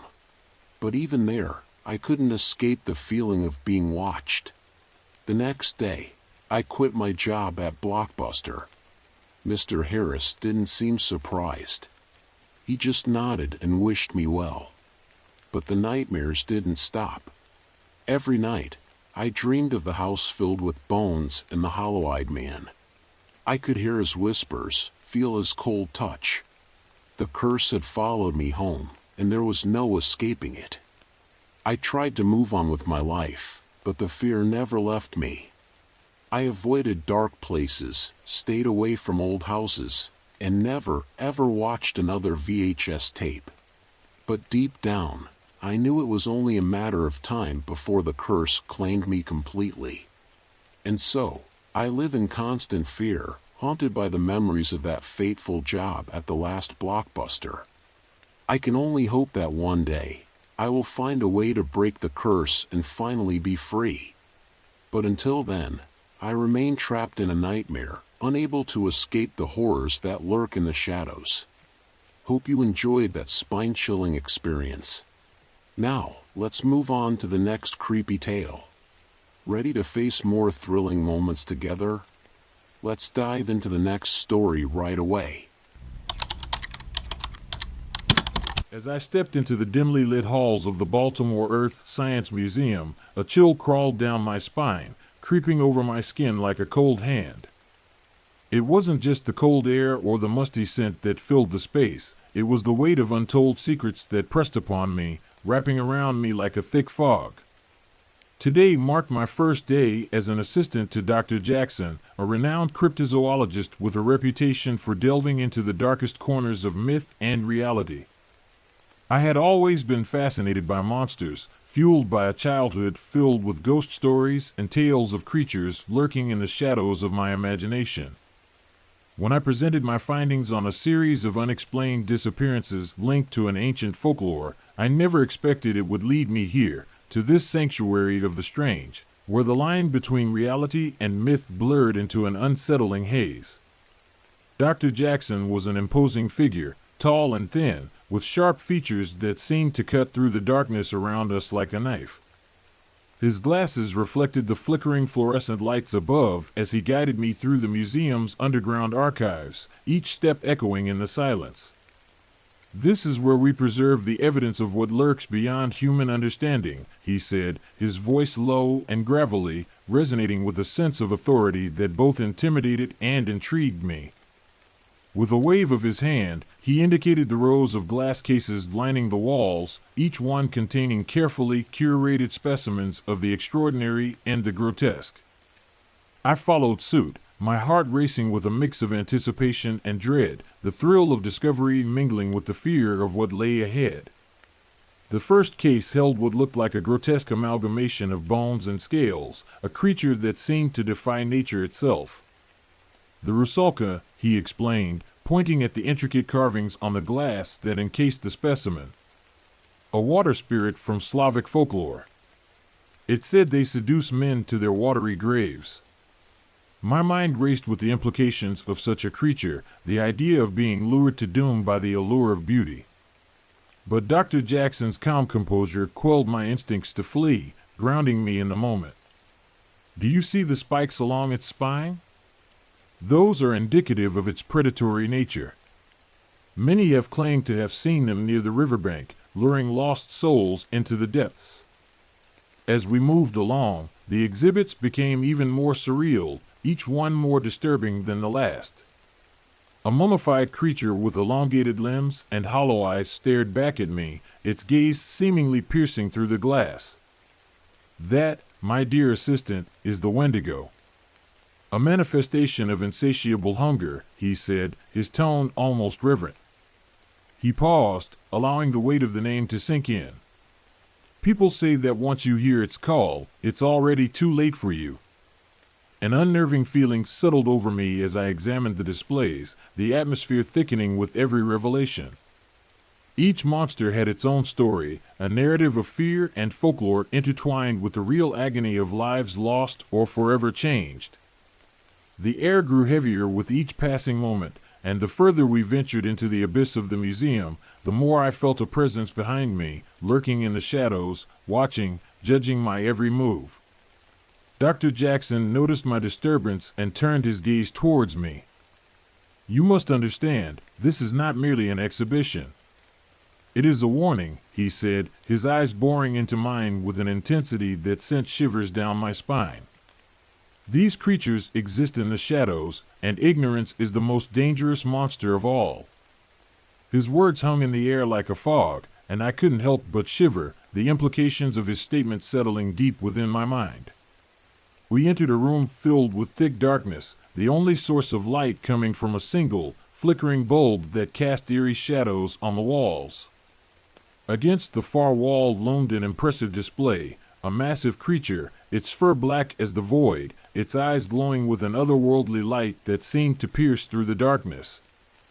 "This is the Bête Noire," Dr. Jackson whispered, reverence and fear mixing in his tone, creating a palpable tension in the air. "A guardian of forbidden knowledge. To dare seek it is to invite madness." A sense of dread crept in with his words, tightening like a noose around my throat. I forced myself to approach the case, but as I did, the bulb flickered again, casting fleeting shadows that made the creature seem alive, as if it were watching me in return. My heart raced, and I stumbled back, feeling the cold sweat betray my nerves, my instincts screaming at me to turn and run. "Beware the darkness," Dr. Jackson cautioned, his voice echoing in my ears like a warning bell. "It feeds on fear and doubt.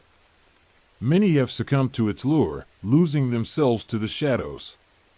I glanced at him, searching for reassurance, but his grim expression only deepened my anxiety, amplifying the sense of foreboding that hung in the air. Suddenly, the bulb flickered one last time before plunging us into darkness, the silence broken only by the sound of my own heartbeat. Sensing movement behind me, I spun around, heart pounding in my chest. Was it a trick of the light, or had someone, shifted in the shadows? "Stay close," he commanded, already moving toward the door, his silhouette swallowed by the dark. I felt a primal urge to flee, but curiosity pinned me in place, drawing me back toward the Bête Noire, compelled to look once more. The lack of light only heightened my perception. I could almost feel its presence, an unseen force daring me to stay and uncover its secrets. "Now!" Dr. Jackson's voice sliced through the darkness, and before I could react, he pulled me through the door just as the bulb returned, illuminating the room once more with a harsh brightness. "You must not linger there alone. The Bête Noire has claimed many who sought its secrets, and they were never seen again." I nodded fervently, still shaken by the experience. The museum felt like a twisted labyrinth, a sanctuary for monsters both real and imagined, each corner hiding something sinister. The further we traveled into its depths, the more the air thickened with a palpable unease. "There's more to monsters than what meets the eye," he continued, his voice low and filled with a somber understanding. "They are reflections of our fears, our desires gone wrong, and they thrive in the darkness of human hearts." We reached a smaller chamber, its walls adorned with newspaper clippings detailing recent reports of missing persons and unexpected deaths, each article a grim testament to the horrors that lurk just beyond the veil of reality. "These are the consequences," he said, gesturing at the articles that seemed to mock us with their stark headlines. "Many of these poor souls ignored the warnings and wandered into the darkness, believing they could outsmart the monsters." A cold dread enveloped me as I scanned the headlines, each word a grim reminder of the monsters that roamed the edges of our reality, waiting for the next unsuspecting victim. Then I saw it, an article marked with a red circle, detailing the case of a young woman who disappeared near the river. My heartbeat quickened as I recognized her name. I had read about her in passing, the story lingering in the back of my mind like a shadow. "Fascinated by the stories, were you?" Dr. Jackson asked, noticing my reaction. "Many become so entangled in the folklore that they lose touch with reality." She was a seeker of the Rusalka, hoping to document its existence. Instead, she became part of its tale, a cautionary story for those who dare to tread too close to the unknown. A sense of dread washed over me as I considered what he said, the implications heavy on my heart. I had always wanted to believe in the marvelous, the mysterious, but was I prepared for the harsh reality that lurked beneath the surface? I turned to Dr. Jackson, but he was already focused on something in the corner of the room, the shadow of an open door that I had not noticed before, a doorway that seemed to beckon us into the unknown. "Come," he beckoned, and I reluctantly followed, curiosity tugging at my senses like a child pulling at a parent's sleeve. We stepped into the next room, which was untouched by the dimness that had pervaded the other chambers. Sunlight streamed in through high windows, illuminating an array of artifacts from various cultures, each one bearing its own haunting legacy, whispering secrets long forgotten. "This is where we keep the tokens of those who dared to confront the unknown," Dr. Jackson explained, his voice now carrying a note of triumph mixed with caution. "The truth behind the monsters is often hidden in the tales they inspired, and these artifacts tell their stories."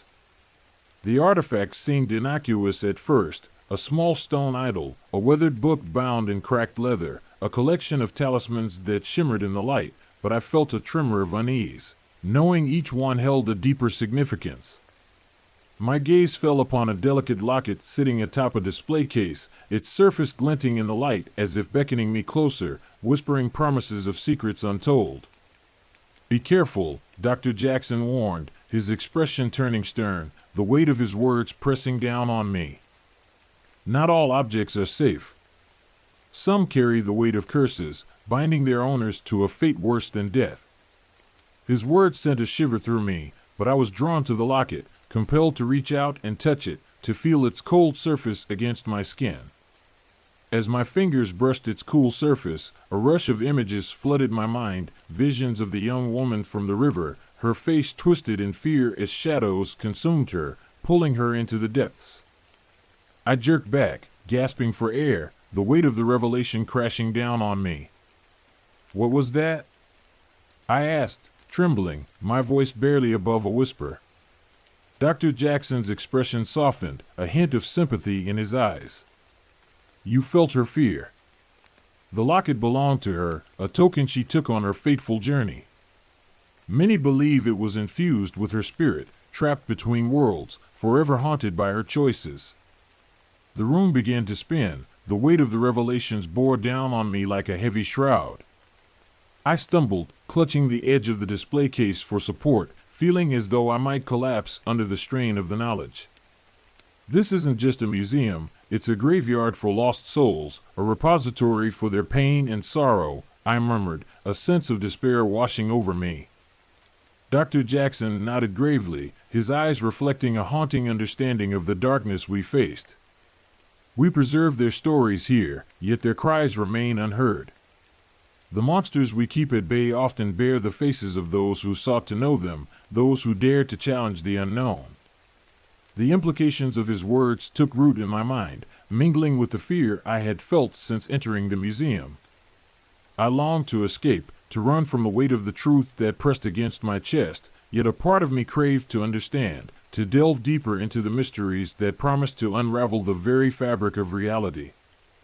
"Let's move on," Dr. Jackson said, leading me toward a passage that led further into the depths of the museum. My instincts screamed at me to turn back, to flee from the darkness that loomed ahead, but curiosity propelled me forward, urging me to confront the unknown. Each step we took seemed to echo in the silence, amplifying the weight of our shared secret, the knowledge that we were treading on dangerous ground. The next room was a stark contrast to the previous one, a cold, dark space lined with cages that seemed to pulsate with a life of their own. My heart sank as I approached, horrified by what I saw. Inside the cages were remnants of the creatures we had discussed, their forms twisted and writhing in the shadows, a grotesque display of nature's nightmares. "Some are contained for study," Dr. Jackson explained, his voice devoid of warmth, a chilling reminder of the horrors we were witnessing. "But others should never see the light of day, for they are too dangerous, too unpredictable." I felt my stomach churn as I peered into the nearest cage, where a creature that resembled a half-man, half-beast lay hungrily watching me, its eyes glinting with a predatory gleam. "What are they?"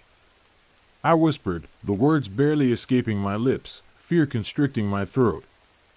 "They are the manifestations of human desires, twisted by darkness," he said, his voice taut with a mix of sorrow and admiration for the very monsters we feared.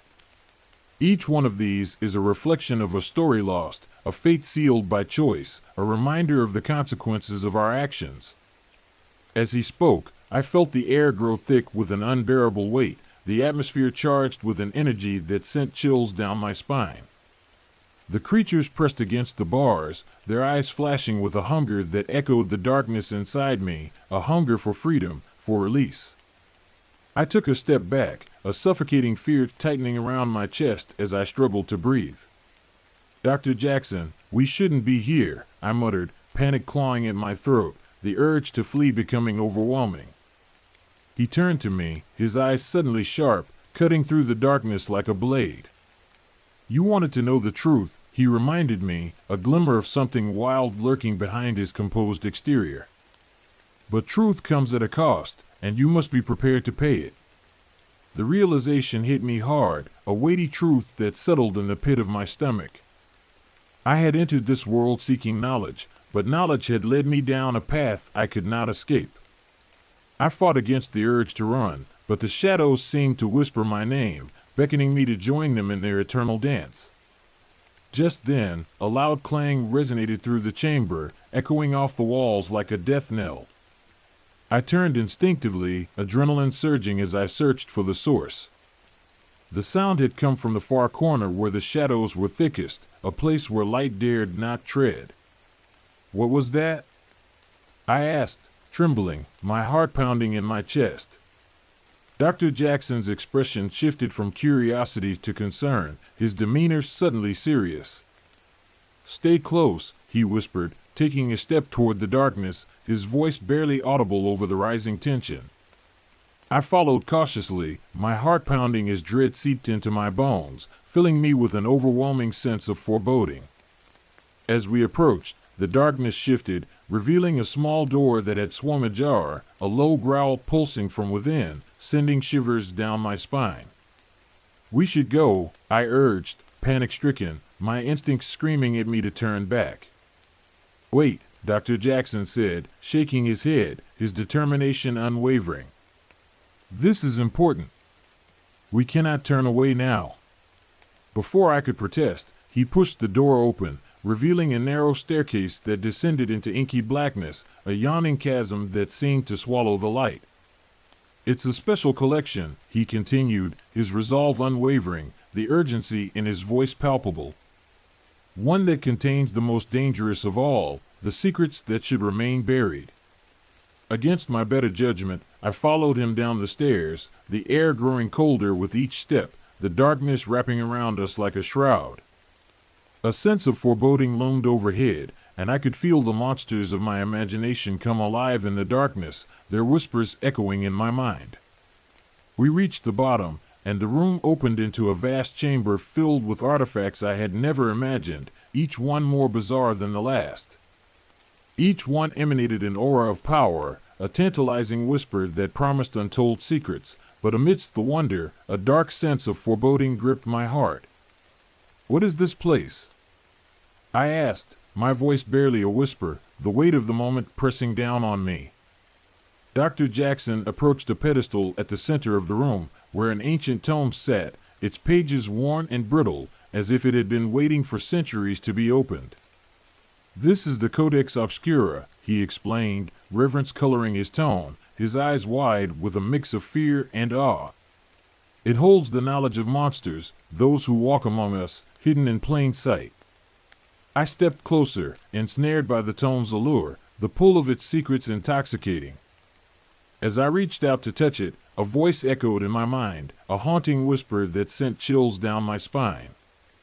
"Seek, and you shall find," it taunted, the shadows swirling in a dance of ancient malevolence, beckoning me closer to the brink of madness.